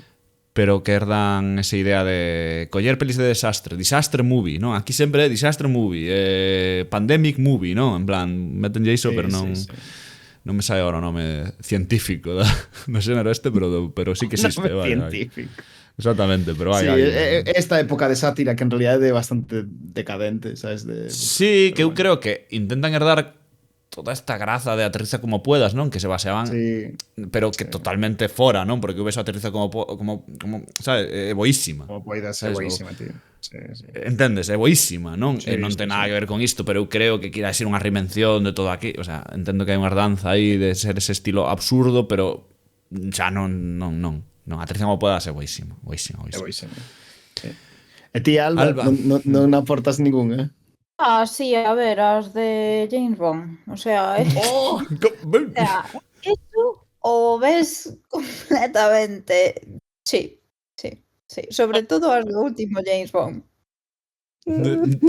Como moi o James Bond máis serio de todos. Eu creo todo o contrario. Eu podría recomendarvos ver medio contentos as de Roger Moore, que son casi de puro humor. Pero de Andy Craig, boísima, Alba. Ese Casino Royale, despois dun par de cubatas, non sei, Alba, joder, a experiencia hardcore, Sí. Pois esas son as que diría. E logo recoñezo que eu aparte de películas, podría xogar videoxogos. Eu creo que o videoxogo da borracheira por antonomasia é probablemente o Pro Evolution Soccer, non? Da Play 2, no meu caso, ahora noutras consolas, o FIFA ou o que sexa, pero vaya, creo que foi un dos... O Mario Kart. Tamén. O Retorno do Rei, tamén na Play 2. Bueno, os Smash Bros xogan moita peña agora tamén cando hai festas nas casas, o Sin Star, non? Quero dicir, xogo onde se non estás bebendo non sei a que estás facendo. Ademais herdan totalmente a idea de facer un karaoke como se ven facendo, non? En calquera país do mundo, que estar borracho e cantar, non? Que eu sempre levarei moi mal, o tema este de que se vaya perdendo, o tema de cantar nos bares, xa non digo só o canto de taberna en sí, non? Que é super tradicional, é unha cousa que está en peligro de extinción, xa simplemente o feito de cantar. En xeral, é algo que me dá moitísima mágoa. Promovémoslo dende aquí. Eu canto moito de festa. Sí, tío, é que eu cando ves o tema dos cartéis prohibido cantar e digo, que dis, tío? En plan, me parece como unha cousa de decir, pero quen es? Que sabes, quen es Steve? What the fuck, ¿no? Que es Steve para prohibirnos cantar un sitio, non sei, parece super triste. É Footloose outra vez, Charlie, é Footloose outra vez. Sí, totalmente, ao final acabamos con Kevin Bacon, non? Con Kevin xamón asado, non? En plan, non... Kevin Panceta, tío, xamón asado, non? Non quería facer a traducción, quería simplemente inventar outro personaxe, non quería facer un personaxe máis noso, non era traducción, Kevin Lacón. Que además Bacon non é tampouco panceta, quero dicir, inda que esa mesma parte do o panceta é salada, non? E o bacon é ahumado, non? Si creo que é a diferencia, non? O igual non, igual. As drogas, tío. Ao final comida, non?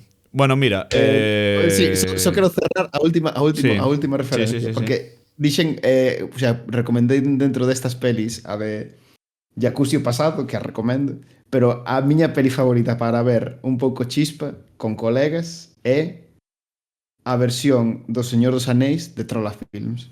Hostia, claro, duro. A cousa que máis me gusta no mundo, ver borracho, tío. Duro. Alba non a coñeces, non sabe do que estamos falando igual. Non. No.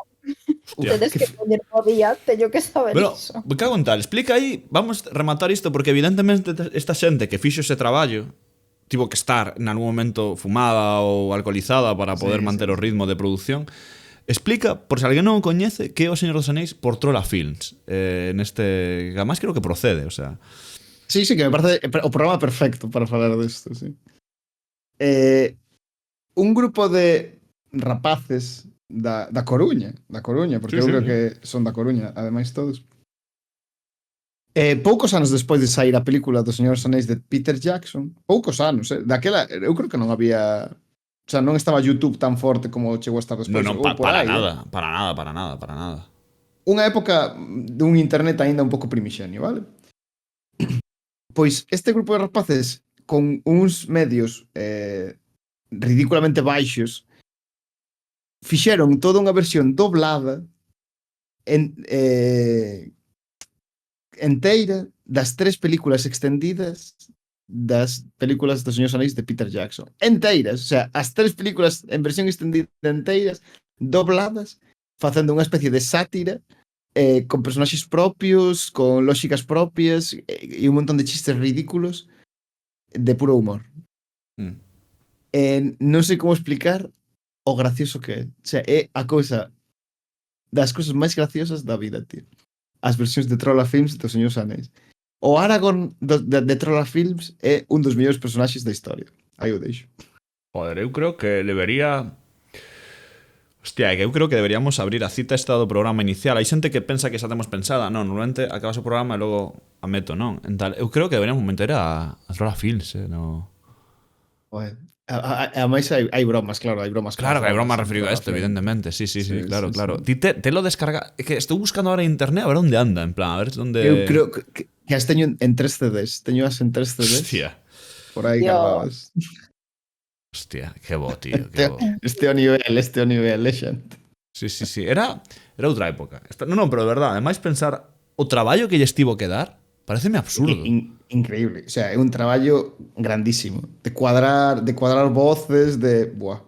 Sí, ademais que supoño que vale, que agora hai de todo. O sea, quero dicir, que directamente ahora ves tutoriais para así, Audacity, YouTube, montaxe de vídeo, todo, que me parece fácil, non? Como quen di. Sí. Pero eu creo que isto falamos do ano 2003, 2004, non? Por aí. E non me parece para nada tan sinxelo. Mira, originalmente posteado no 2003. Estou aquí no foro de Trolla Films, porque hai un foro do grupo de doblaxe Trolla Films en internet.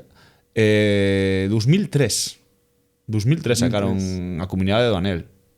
2004 sacaron as dúas 3 pelis enteiras, tío. É que é unha locura. É unha locura. Que ademais pola duración, non? Que joder. Que maravilla. Bueno, pois nada, ata aquí o programa de hoxe. Hai que ircear pola nosa banda e quen sabe pola banda dos nosos ointes. Vémonos dentro duns días. Non sei se unha semana, se dúas, nunca se sabe.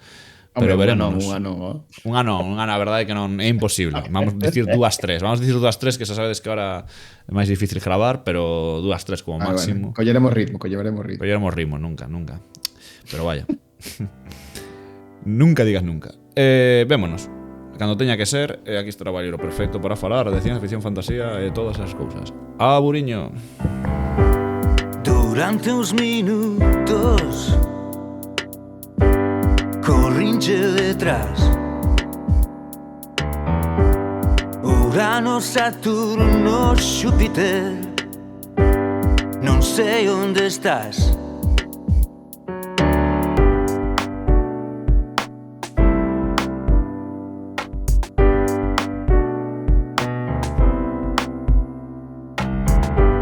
Sentado no porche todo está en paz Eu son o último terrícola Non fun quen de marchar No meu telescopio Made in Taiwan Ves desaparecer.